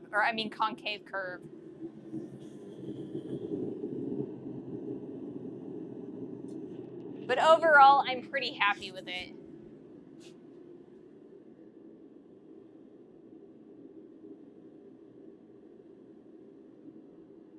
Audrey Lurin me. Hello. Welcome in. Happy to have you. I've probably butchered your name. Audrey Lauren me. Yes. I think I've got it now. I'm going to go to 1. There we go. Yeah, so welcome to the stream. Oh, I think I see what's happening. I have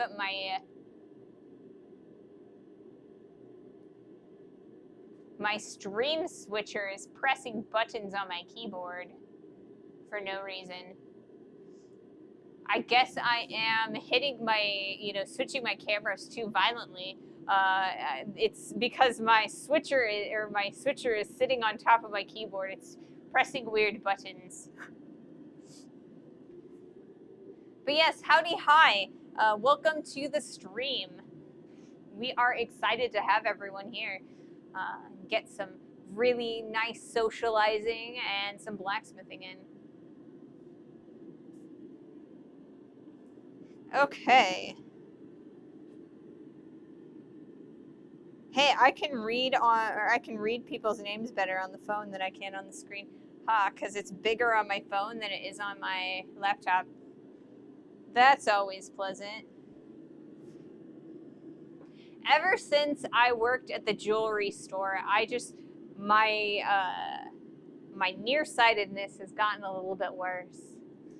My vision, because you have to wear the like magnifying glass lenses over your eyes all the time, so that you can see the little things for the jewelry when you're like setting stones and stuff like that. And it just like it made my eyes so much worse than they were before.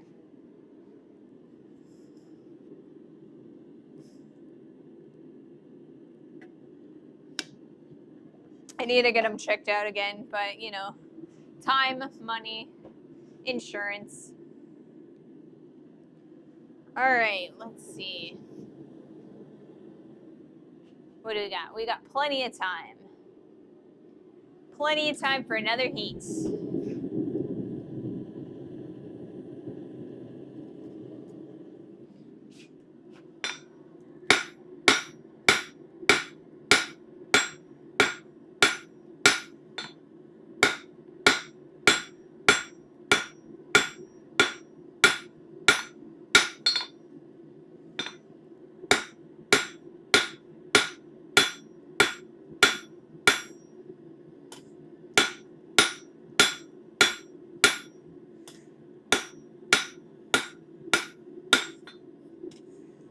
And now I need to correct a little bit of a variance by hammering back on the corners. We are upsetting the material back on itself, and it makes it straighten out. Eventually what we're going to do is we're actually going to take off all of the corners and make this entire piece round. And the reason we want it round is because I think it'll actually look really nice with our scrolls. So we're going to go on, I think I want to do an octagonal profile. So we'll take off all of the corners from the square, turn it into an octagon, and then we'll wrap that around our scrolls. We're almost done. I think we've got about 2. If we continue our taper down to about here, I think we'll have 2 full wraps, and that's what I'm looking to get.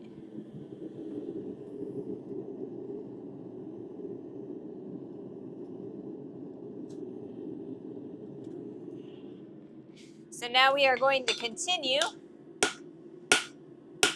slow and steady, flattening out this piece of angle iron.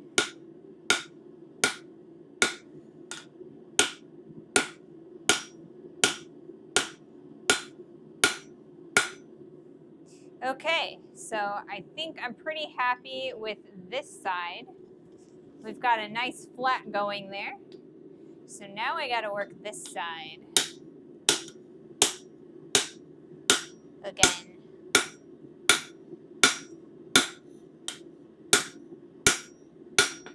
And what we're gonna do now is we're gonna set it on the anvil like this, and we're gonna use our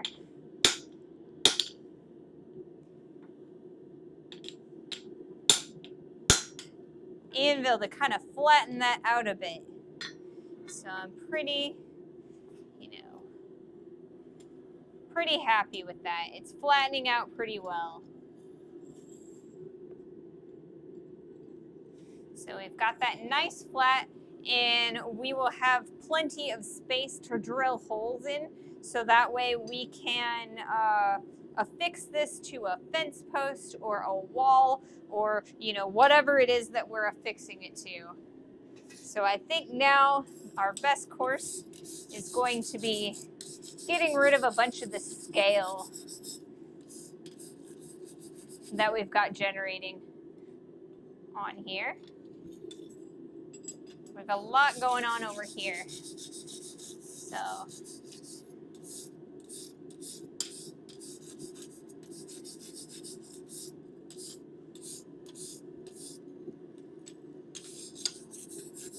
both sides, it looks like I'm gonna need a little bit more aggressive than, or to get a little bit more aggressive than with our hand steel brush, I'll have to use my angle grinder with the steel bristles, but I'm happy with that. I think that's going to make a really nice back plate. So what it's going to look like with our scrolls is we've got our scrolls here, and we're going to put them in just like so, and they are the perfect size. Look at that. That's absolutely gorgeous. I like that so much. I like that so much. That'll be really, really pretty. And the birds will love it too. Oops. Yeah, so now all we have left is to wrap over top of the weld. And then we'll be done with this piece. And then after this piece is complete, we get to do the other audience choice project. And that will be a set of scrolling tongs. So I'm going to put this guy over on my swage block so that it can cool down on its own. And then it looks like we've got plenty of heat still on our first piece. So we're going to go back to it and draw it down a little bit further.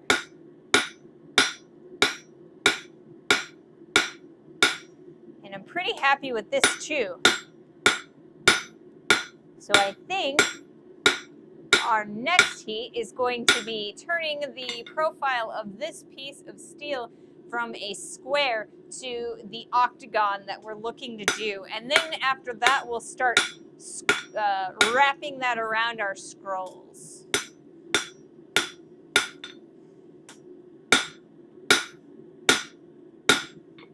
So that's going to be exciting. Oh, nope. Don't fall out. Stay in there. Excellent.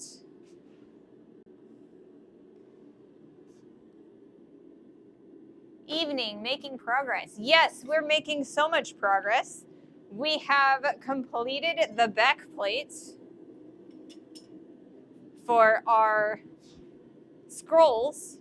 So we've got a nice back plate here that we made out of angle iron. We flattened that out. You can see that it's all nice and flat, but we still have that lovely spine that I'm really excited about.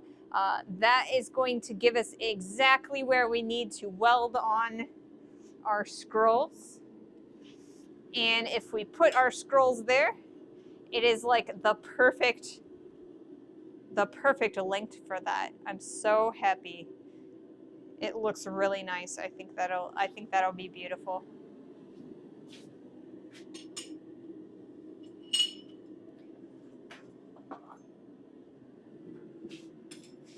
So very shortly, we are going to turn the square profile of our piece of stock into a octagonal profile, and then we will be able to use that to wrap around our scroll and cover up the ugly weld, because welds are ugly.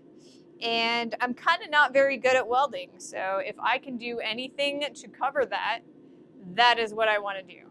So we're going to wrap that right around there.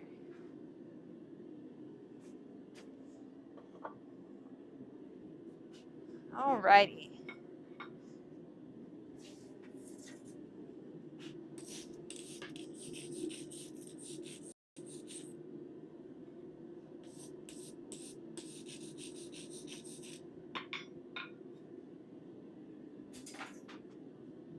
All right, and we have about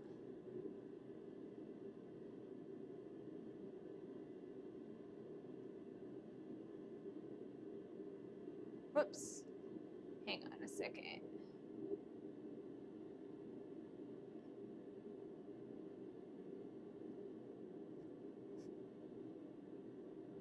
I messed up.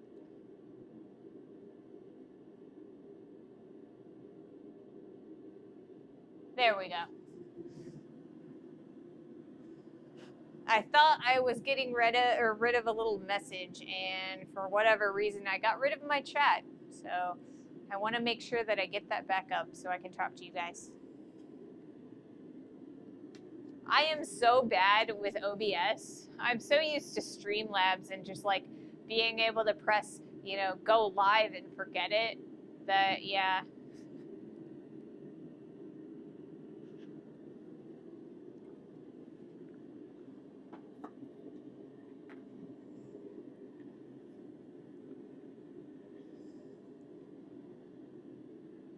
Let's see. We've got about 9 minutes on our commercial.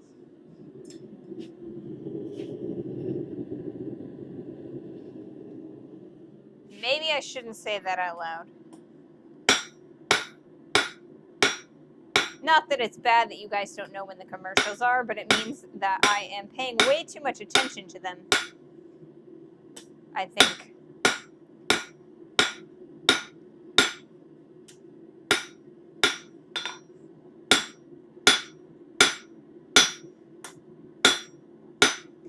And I said I was going to work on the profile of this piece, and I totally started drawing it down again.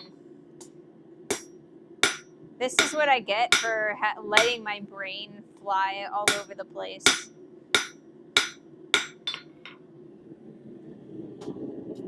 Unchecked.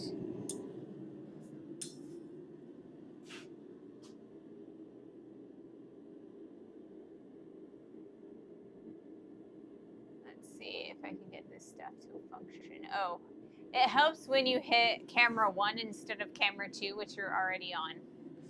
But yeah, this is only my second stream with this setup, so I'm still a little bit wobbly on how it functions and stuff, so I apologize for that. But as we continue streaming, I will learn and I will get so much better.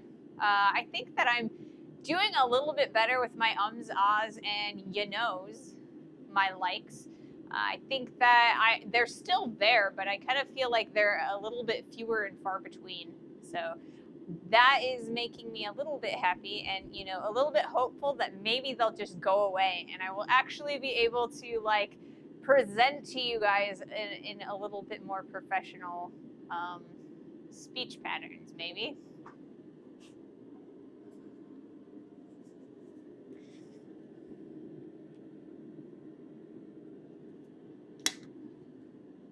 So once we wrap our scrolls, the only thing we will have left to do is to spot weld these scrolls onto the backing plate and drill the holes in the backing plate.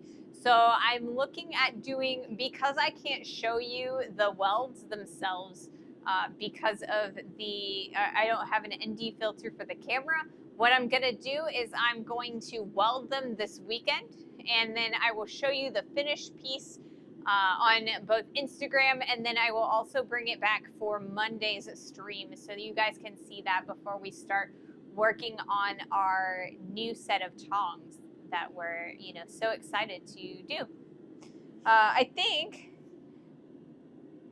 they're still going to be scroll tongs, but I'm really starting to think that maybe I should also do a pair of universal tongs. I mean, look at that shake. I'm not happy with that. It makes it hard to get the steel out of the forge. So I really need a new set of universal tongs because I've got the 1/4 inch and the 5/8, and those are great for like the straight stock. But when I start drawing it down, it makes it really challenging. So I'm not sure if I want to do 2 sets of tongs or like back to back though. So we'll see what the next project is behind or beside that, or between that maybe. You'll always be more critical of yourself than others will be of you, hopefully. Well, that's something that I've learned by being an artist. When I was in, art school and I went to the critiques for my pieces of art that I would make, I would always be like, this is wrong, and this is wrong, and this is wrong, and it's so glaringly obvious. And then I get to critique, and people would be like, man, your piece is gorgeous. I don't even see, you know, any errors. It's beautiful. And I'm just like, well, I fucked up there and there and there. Why, you can't see that? And people were like, no. And, you know, I feel like it's a balance that you have to walk this line where it's like you need that critical eye for your own work so that you can continue to strive forward and to continue getting better and better at your craft. But you also have to give yourself some grace to make mistakes and to learn from them, as well as, like, you know, if you know, demand perfection from yourself all the time, you'll never have peace. It's like you'll never be satisfied, and you have to be able to just be like, okay, I know that I could, or, you know, I know that next time will be better. I know that I can do better, but this piece is done, and I need to move on to my next piece. So that's kind of how I try to look at things. So yeah, my next stream, I will be better with my likes and uhs, but this stream is this Ray, and this Ray is doing the best she can. So, you know, that's all I can do, right?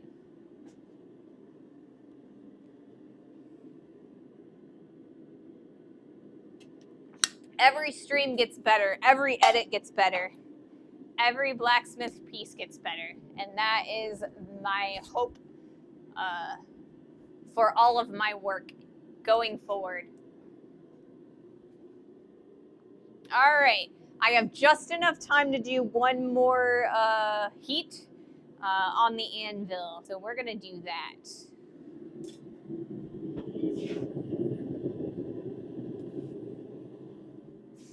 And we're gonna do what I said that I was gonna do on that last heat.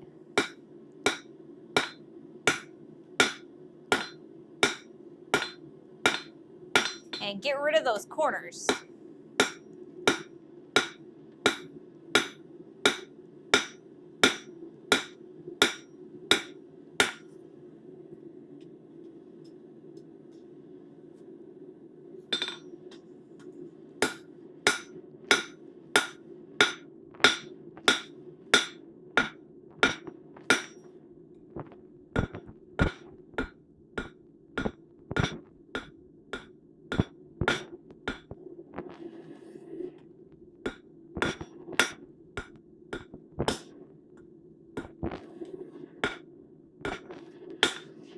All right, so we have a nice octagonal profile. It's kind of a rounder, but I think it'll work. We're gonna get a little bit. I kind of want more of a oblong,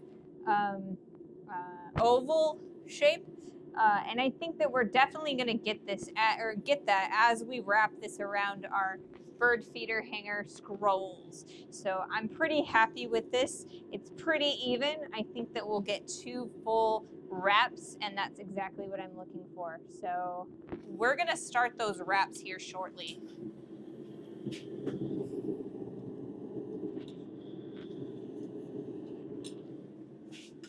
And that's what you're all here for, right? The wraps.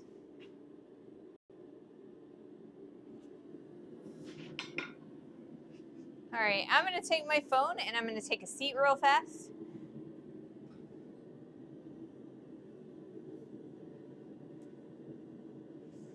And take a little bit of a rest. Standing for a long periods of time can be a little bit exhausting for me. Part of the reason why I'm so rusty with my blacksmithing is because I had, in 2020, I had a respiratory illness that I'm sure you can guess what it is, and it really wrecked my lungs. And so it's taken me all of this time to just get to a point where I felt like I could come out here and do anything at all. So, and when I first started streaming 2 months ago, I think it is. I think I started streaming mid-November. I could only come out here for about an hour, And I mean, here we are 2 hours into the stream, and I'm still going. I'm a little bit tired, but I'm still ready to keep going.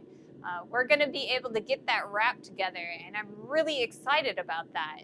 I'm really happy with the progress that I've made with both the stream and in my body as a whole. Is it safe to have a floor mat during smithing? Actually, it is not.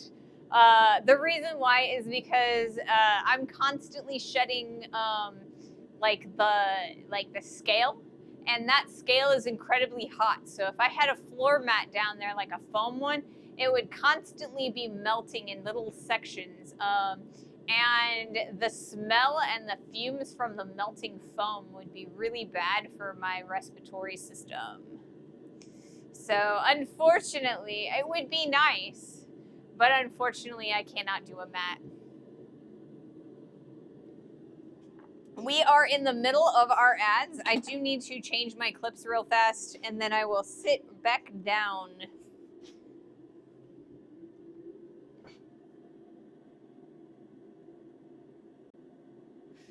That one worked very beautifully. And I think we're good to go on that one too. Yay! Exciting.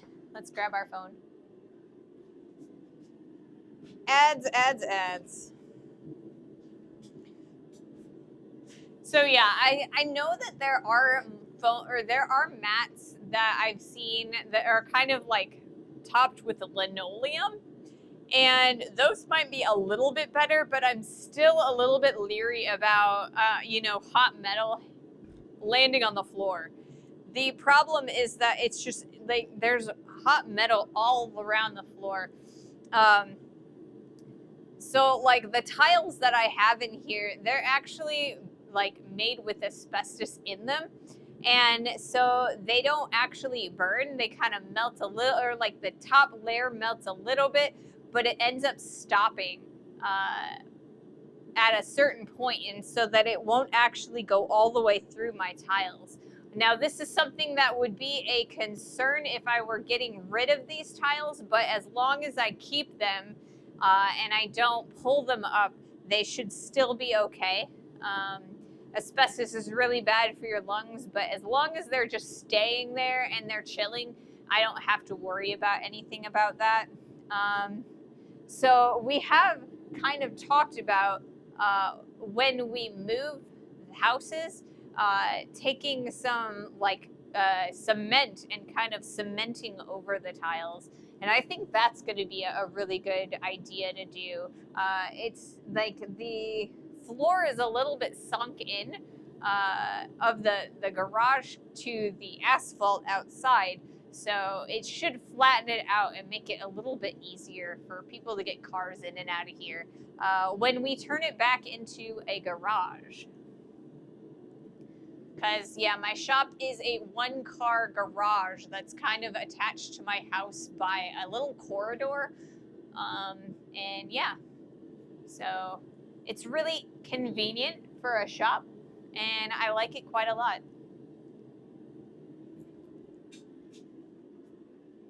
All right, I'm going to put that down over there.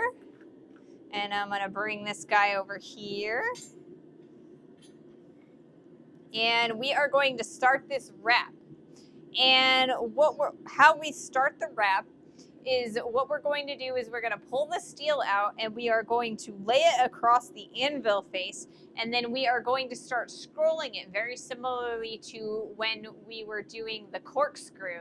We're going to hang it off of the anvil face and then hammer it with glancing blows, like angled glancing blows, and what that does is it'll start that curve, and then we'll fit that curve over top of our scrolls, and then we'll continue heating it, and we'll be able to wrap that around. Once we get a full curl around our scrolls, we will actually have to put the entire thing in the forge. So hopefully it works out for us. there is a chance that I might have to grab the torch. And if I have to grab the torch, then we'll probably end the stream early because I don't have the torch set up. I have to get some. I don't have any acetylene canisters, so I can't really finish it at that point. But I will get them taken care of this weekend, and we'll finish this out, and it'll be ready to go. We're gonna go back to the anvil cam.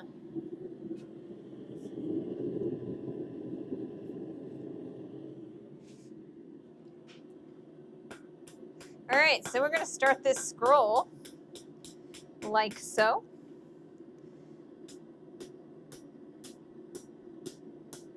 Glancing blows like so. And we're gonna stop about here because what we're gonna do is we're gonna kind of test this. And you can kind of see how it's gonna fit in there a little bit. So,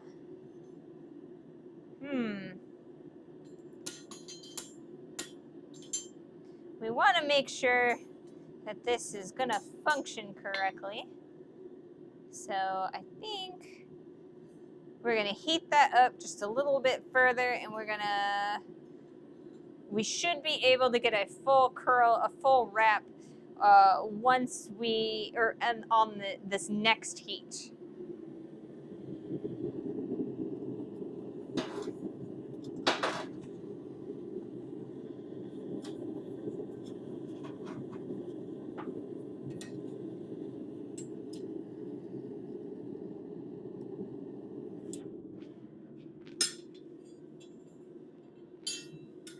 We got to continue to make or to be very careful with this piece, because as we start wrapping that around, it's going to get hotter and hotter, and we want to make sure that when we are touching it, we're not touching it in a hot spot where we're going to burn it or we're going to burn ourselves.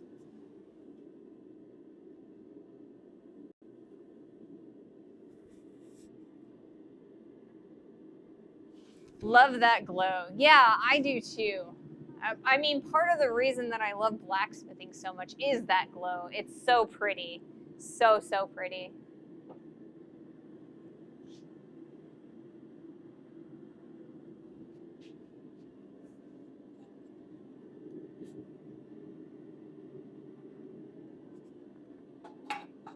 All right. Now, part of the way that we're going to be able to wrap that around is by bending the whole bar so that it perpendicular to our wrap.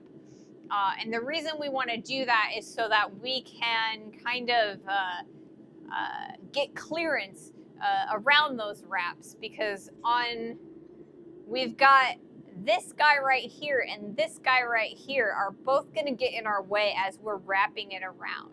So if I bend that wrap so that we're at an angle, then it's going to be a lot easier to get that clearance so that we can get in between those two scrolls. So let's see if we can do that. It could be a challenge. It's always a challenge doing wraps like these.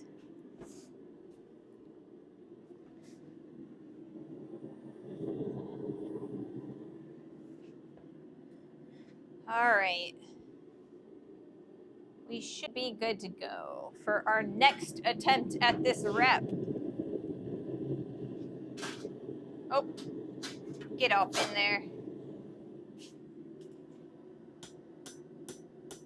All right, so now we've got a nice curl in there, so we were gonna make sure that we can get both halves in there by going kind of like this. It looks like I have wrapped it a little bit too far. So I'm having issues getting that on there. So I think what I'm going to do is I'm going to unwrap it a little bit, and we can do that on the horn. And then, being able to control this is going to be key to this wrap.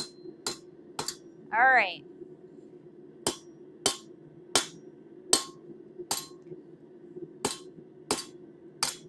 All right, so we've got this, and I don't think that we're going to be able to remove this guy anymore.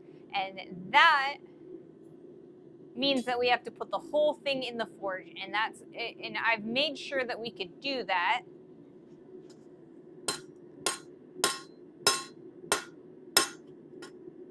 All right.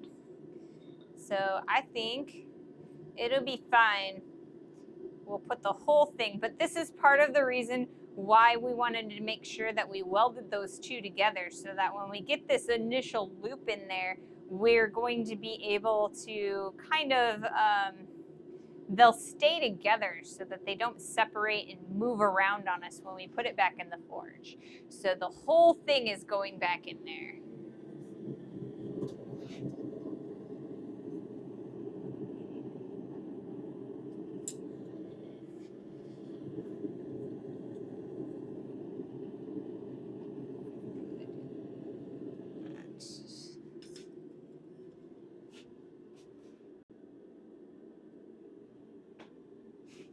So yeah, we've got that first loop going in there. So now I think a good thing that we're going to have to do is probably maybe use a second set of tongs. We might try these scroll tongs.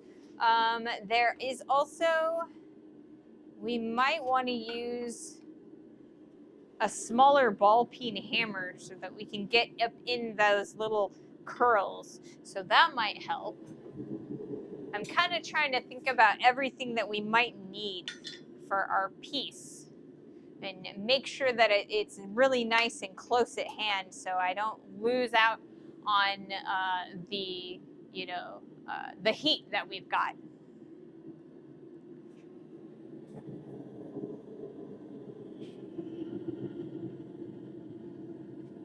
What is happening here?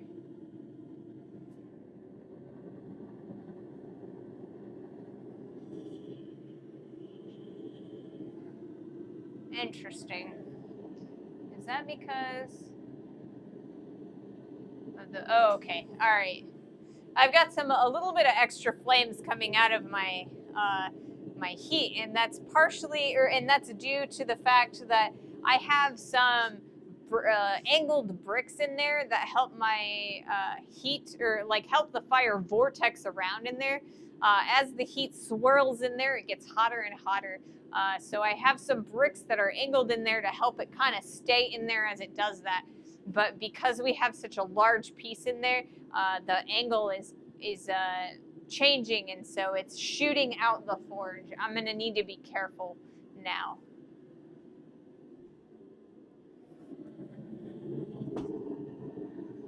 Okay.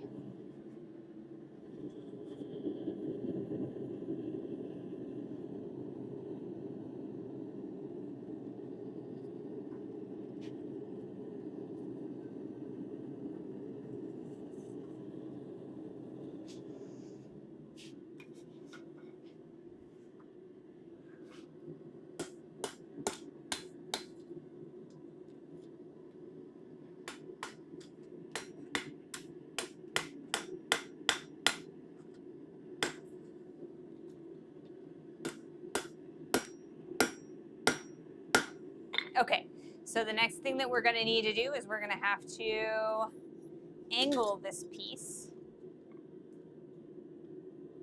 How am I going to go about doing that?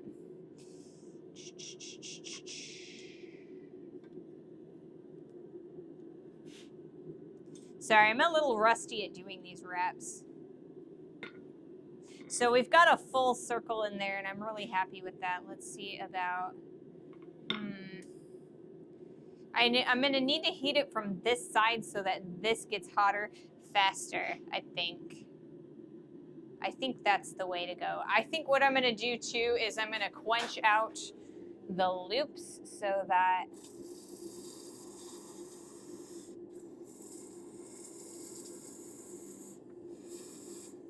I'm a little bit, more precise with my heat. All right, so let's see how this goes.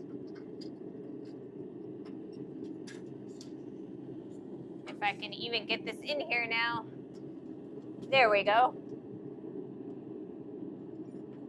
There we go. Beautiful.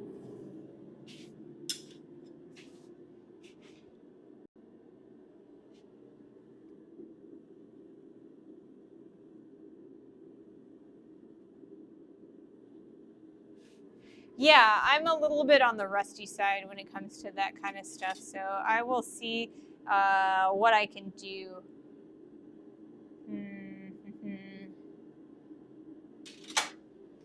I wonder if it would help me if I used the vise. I'll bet it would. I bet it would help a lot if I used the vise. So when you were adding water to cool some of the piece. Okay, so I have, like, there's the 2 scrolls, right? So all I really want to keep heated is the section that we're trying to kind of like scroll around the piece. And so the reason that I quenched out the scroll is so that it didn't get too hot, right? So if I quench the scrolls, then it's kind of, I can keep my heat a little bit more precise. The bad part about a gas forge like I have is that it's a blanket heat over the entire piece, right? There's no precision heating. So like with a coal forge, I can kind of like make myself a tiny little flame so that I can get really precise about where my heat is gonna go, if that makes sense.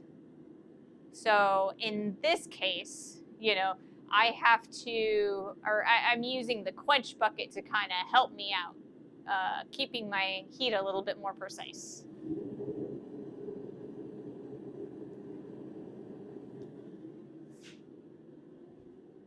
All right, yep. Okay, and I think I'm gonna take one more sip of this guy. And then I'm gonna move it over to the other bench. And I'm gonna put my phone away so that I don't melt anything. And I'm gonna bring this stuff over to the to the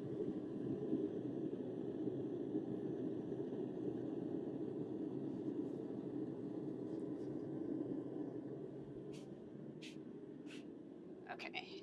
If I go like this, then I can take you and I can hold you and then move this guy. And then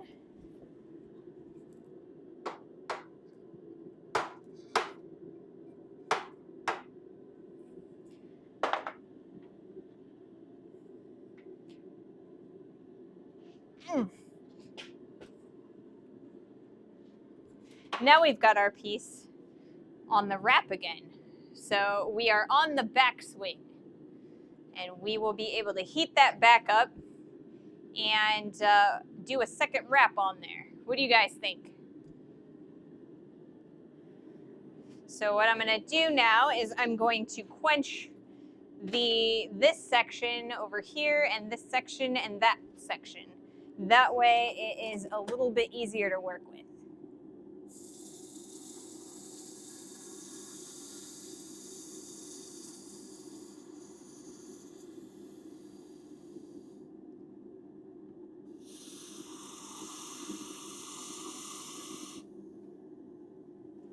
So now if you look, after I've quenched it, there's a little bit more of a glow here, if that makes sense.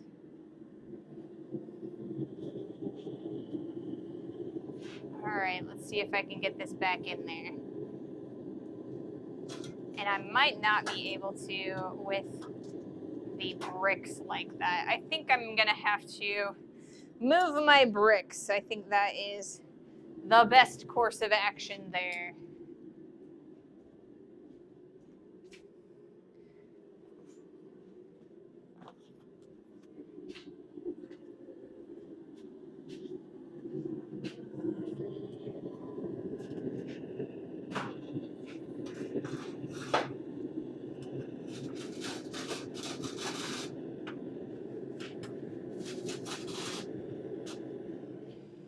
now that I have like an incredibly hot area, now that I don't have the bricks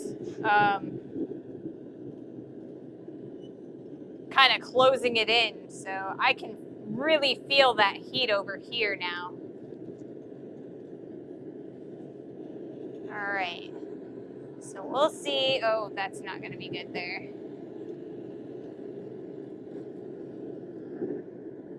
See if I can get it in like so.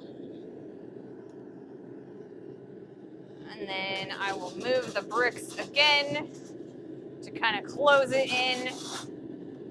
But I think I'm gonna have to, yeah, open it and close it every time we do a new heat. Yeah, it's really, really hot. So,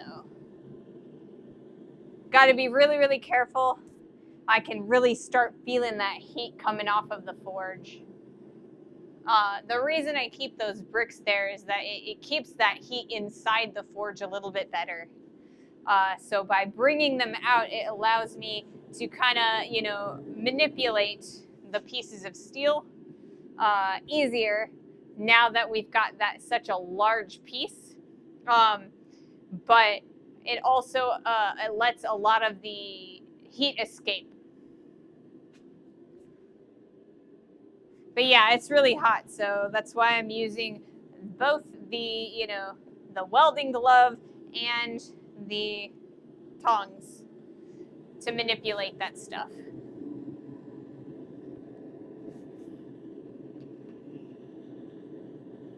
Okay.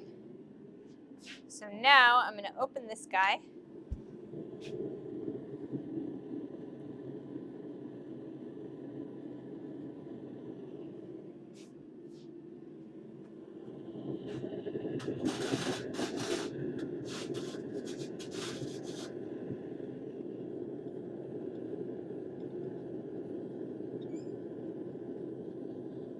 Like so.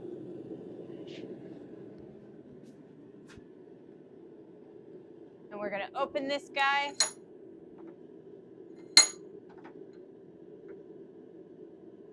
And we're going to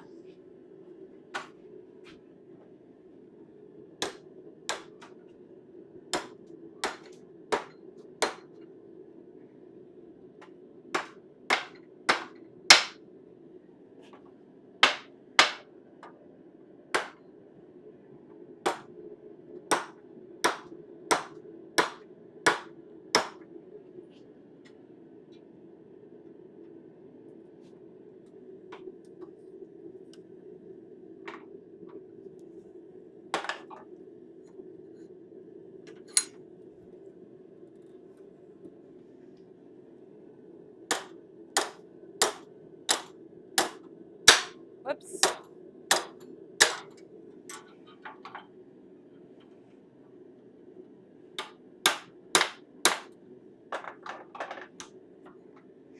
And so we're starting our second wrap there. So on our next heat, we're going to kind of close that in, and then we're going to continue wrapping that around.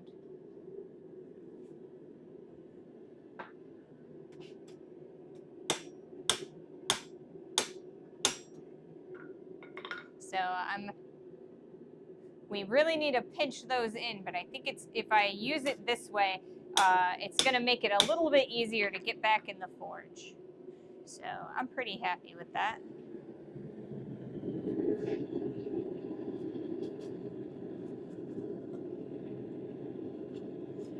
And then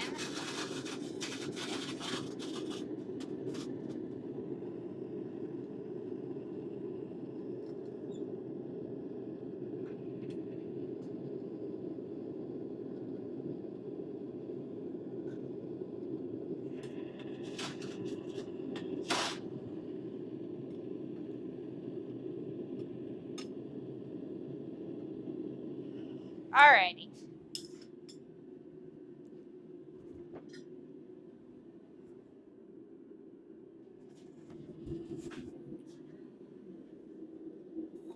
We're getting there slowly but surely. I think I need maybe 2 or 3 more heats, and I think we should be pretty good to cut that piece off.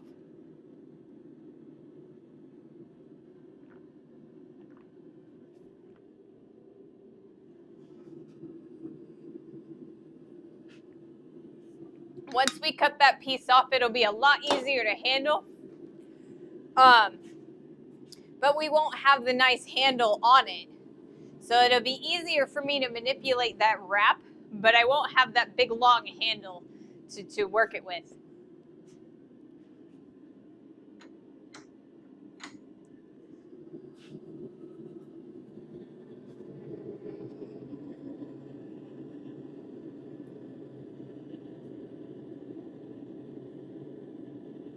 All right.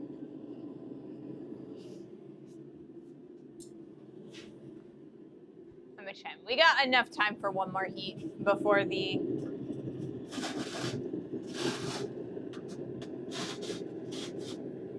ads start.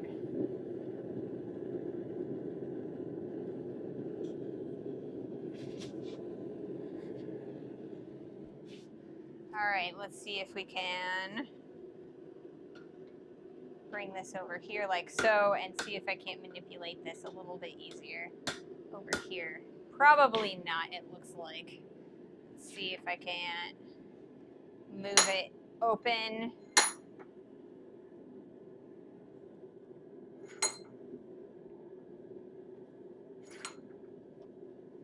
Yeah, it's not wanting to go in there, is it?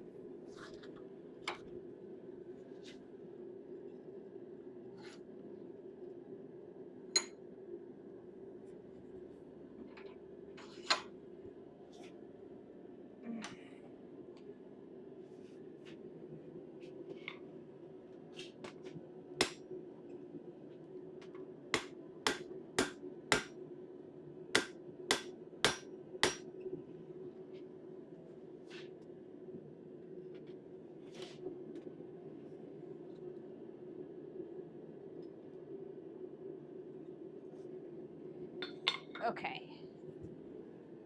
Now, we're gonna go this way.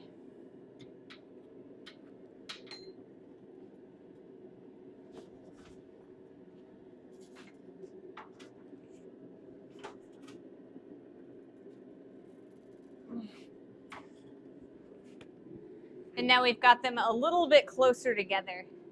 So that's exactly what we want to see. And I think we're getting that wrap in there really well. I think the next thing I want to do is actually cut that off. So I think, open that up a little bit.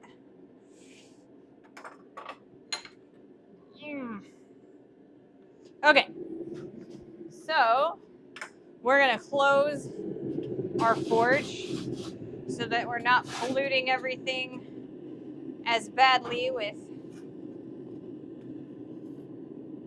the heat, like so. And then I'm gonna grab the angle grinder.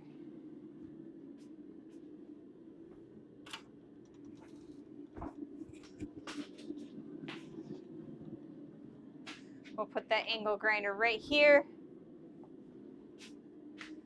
Plug that in. And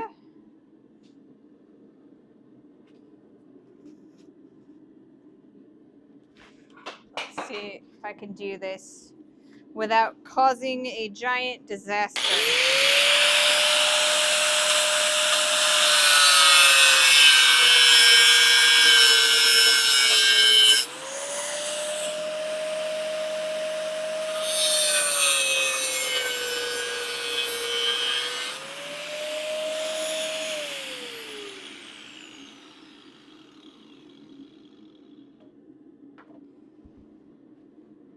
All right.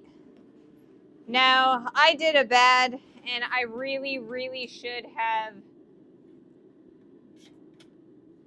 actually used breathing protection for that. So you definitely want to use breathing protection.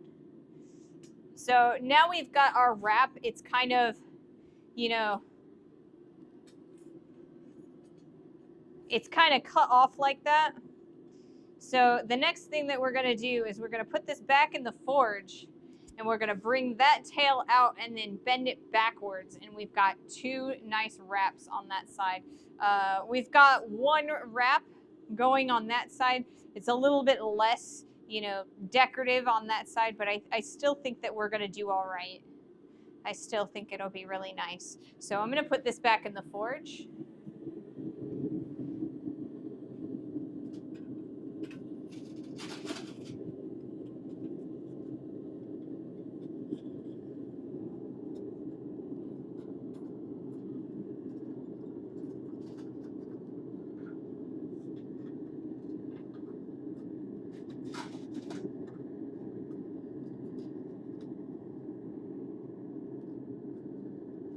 And let that heat up.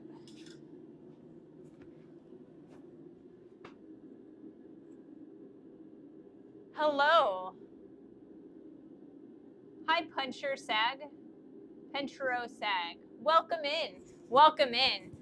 We're just starting to finish up our piece. We are making a bird feeder hanger. And right now we are wrapping we made 2 scrolls and we welded those together. And now what we're doing is we're wrapping steel around that weld so that we can no longer see it. And it hides that weld really nicely. So that's what we're up to today. Welcome in. It looks like we are doing ads right now. So I will welcome you in again when we come back. We are done with this piece of steel, so I'm going to quench it off and put it back in the stock bin, or I guess in the scrap bin.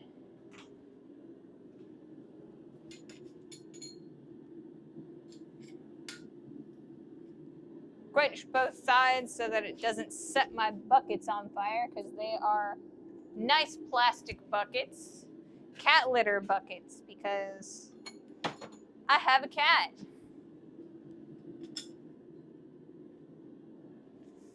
All right, I do not need this guy anymore, so we'll put him away.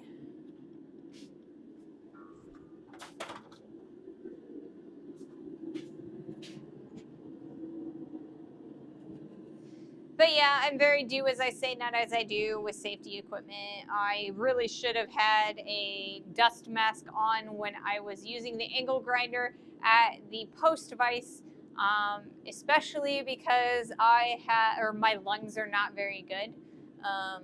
But that takes time, and I also have to find my dust mask in the disaster that is my shop right now. So yeah.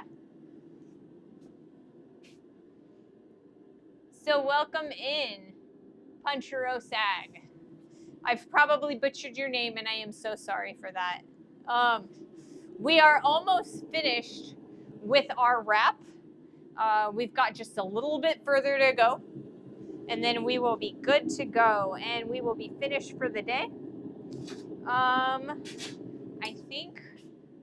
not sure if we're going to be at the anvil or at the post vise, so I think I'm just going to stay on the main shot, but we're almost done, so.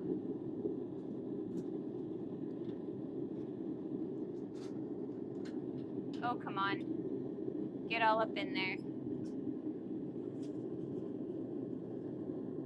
There we go. Oh, there's my hammer. It's on the floor.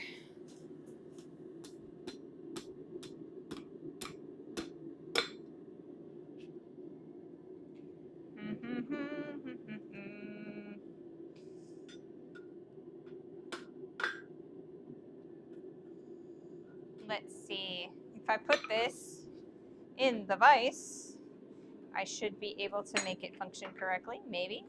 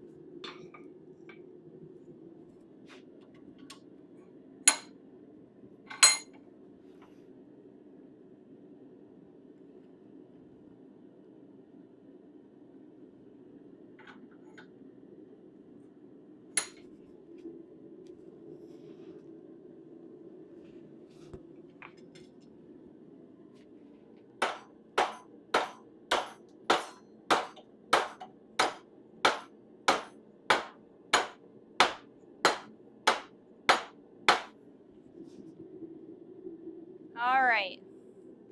So I think we're starting to get there.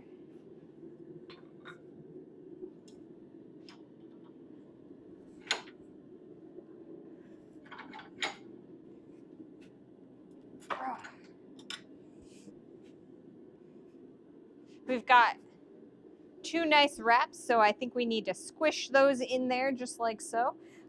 We've definitely, we've got 1 wrap on that side and 2 wraps on that side. So it's gonna take me a little bit of time. Like I said, I gotta squish that in a little bit, and I think we'll be okay.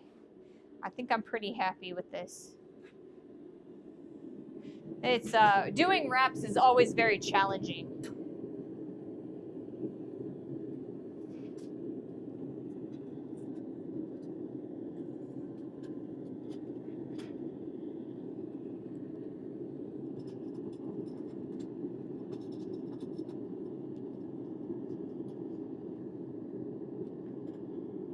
Ouch. There we go. The piece, or like the forge, is getting really hot right now. Greetings from Germany again. But just lurking today. Already am since half an hour, sorry. My name is Erin. Hi. Welcome in. Thanks for the lurk. We take all kinds of viewers, lurks included. I believe this is the first time many of us have seen you use the vise. I can see it's a very handy tool in your shop. Yes, it is such a beautiful tool. I love this thing. Oh, it's hot. It's not uncomfortable. It's not burning hot. It's just uncomfortably hot. Yeah, so you can actually crush pieces of steel together. It's such a versatile tool. And you can just hammer right down on it because all of that force is transferred down into the leg and into the floor, just like when you're hitting on the anvil. So there is so many different things that you can do with these vices. You don't need them for blacksmithing, but it's so convenient. I just love them. One of my favorite tools. What about the idea of blacksmithing memes? I mean, the piece that I'm currently doing is kind of close to, what I could probably do for a meme. It's kind of, it's like 2 scrolls put together. So, I mean, I could probably draw something. This piece is being a little bit of a challenge for me right now. But I think maybe I could do something. Maybe if I do like something simplistic, or at least a little more on the simplistic side, we could probably do something like that.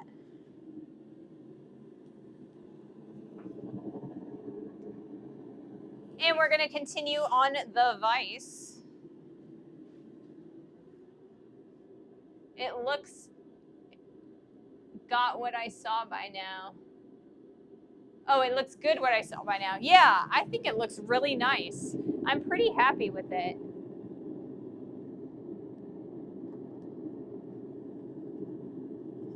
The only thing I'm not happy about is that it's very difficult to get it in and out of the forge.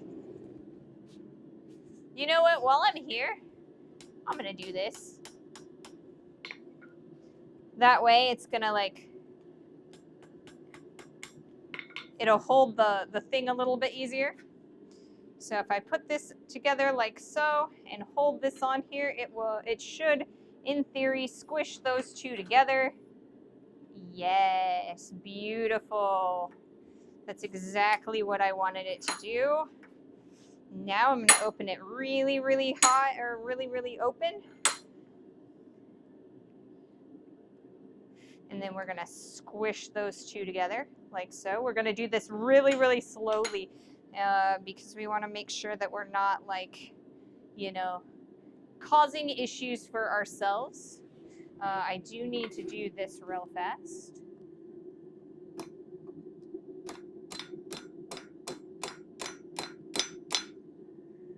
All right, so we've got 2 beautiful scrolls there. I'm very, very happy with that.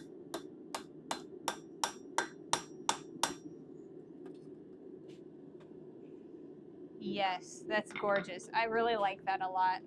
So we've definitely covered our weld. You can barely see where I welded those 2 together. We've got nice, like like a nice double scroll on that side, a single scroll on that side, but we'll work on that a little bit. But yeah, we should be great.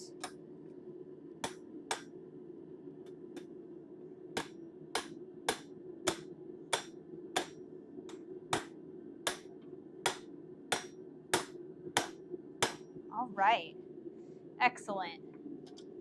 I want to do a little bit work on this side. But yeah. What do you guys think? Hooks just like so. I think that is how I'm going to end the stream, or I mean, at least end this project for the moment. Let's see, is this cool enough for me to be able to pick up?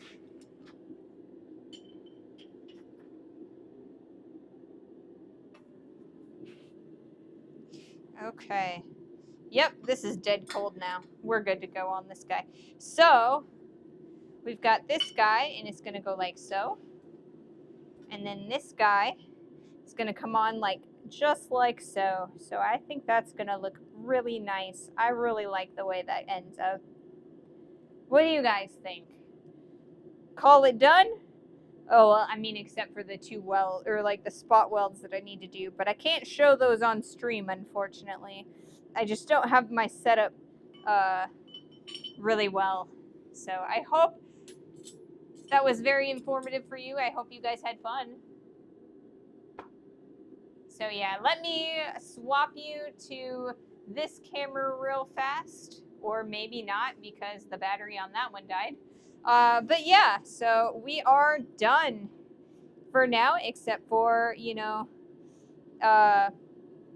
welding these together. I might do a little bit of tweaking on that twist, but I'm probably not going to do that today. So if there's anybody you guys would like to raid, I think we are going to end the stream here. Let me know if there's anyone you'd like to raid.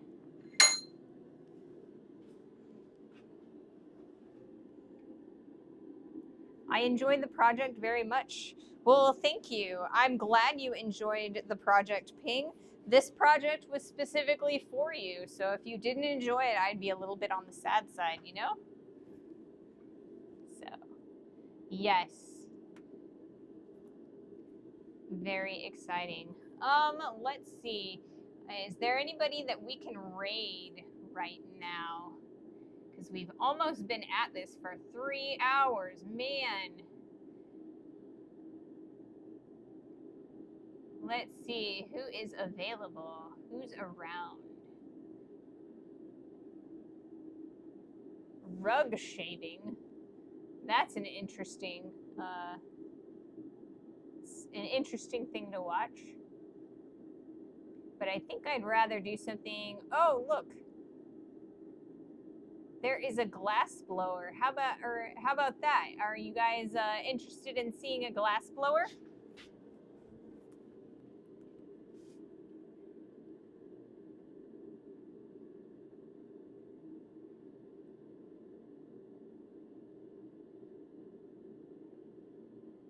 Yes, we're interested in glass blowers. Awesome. Okay, this is Kid Glass. We're gonna start this raid.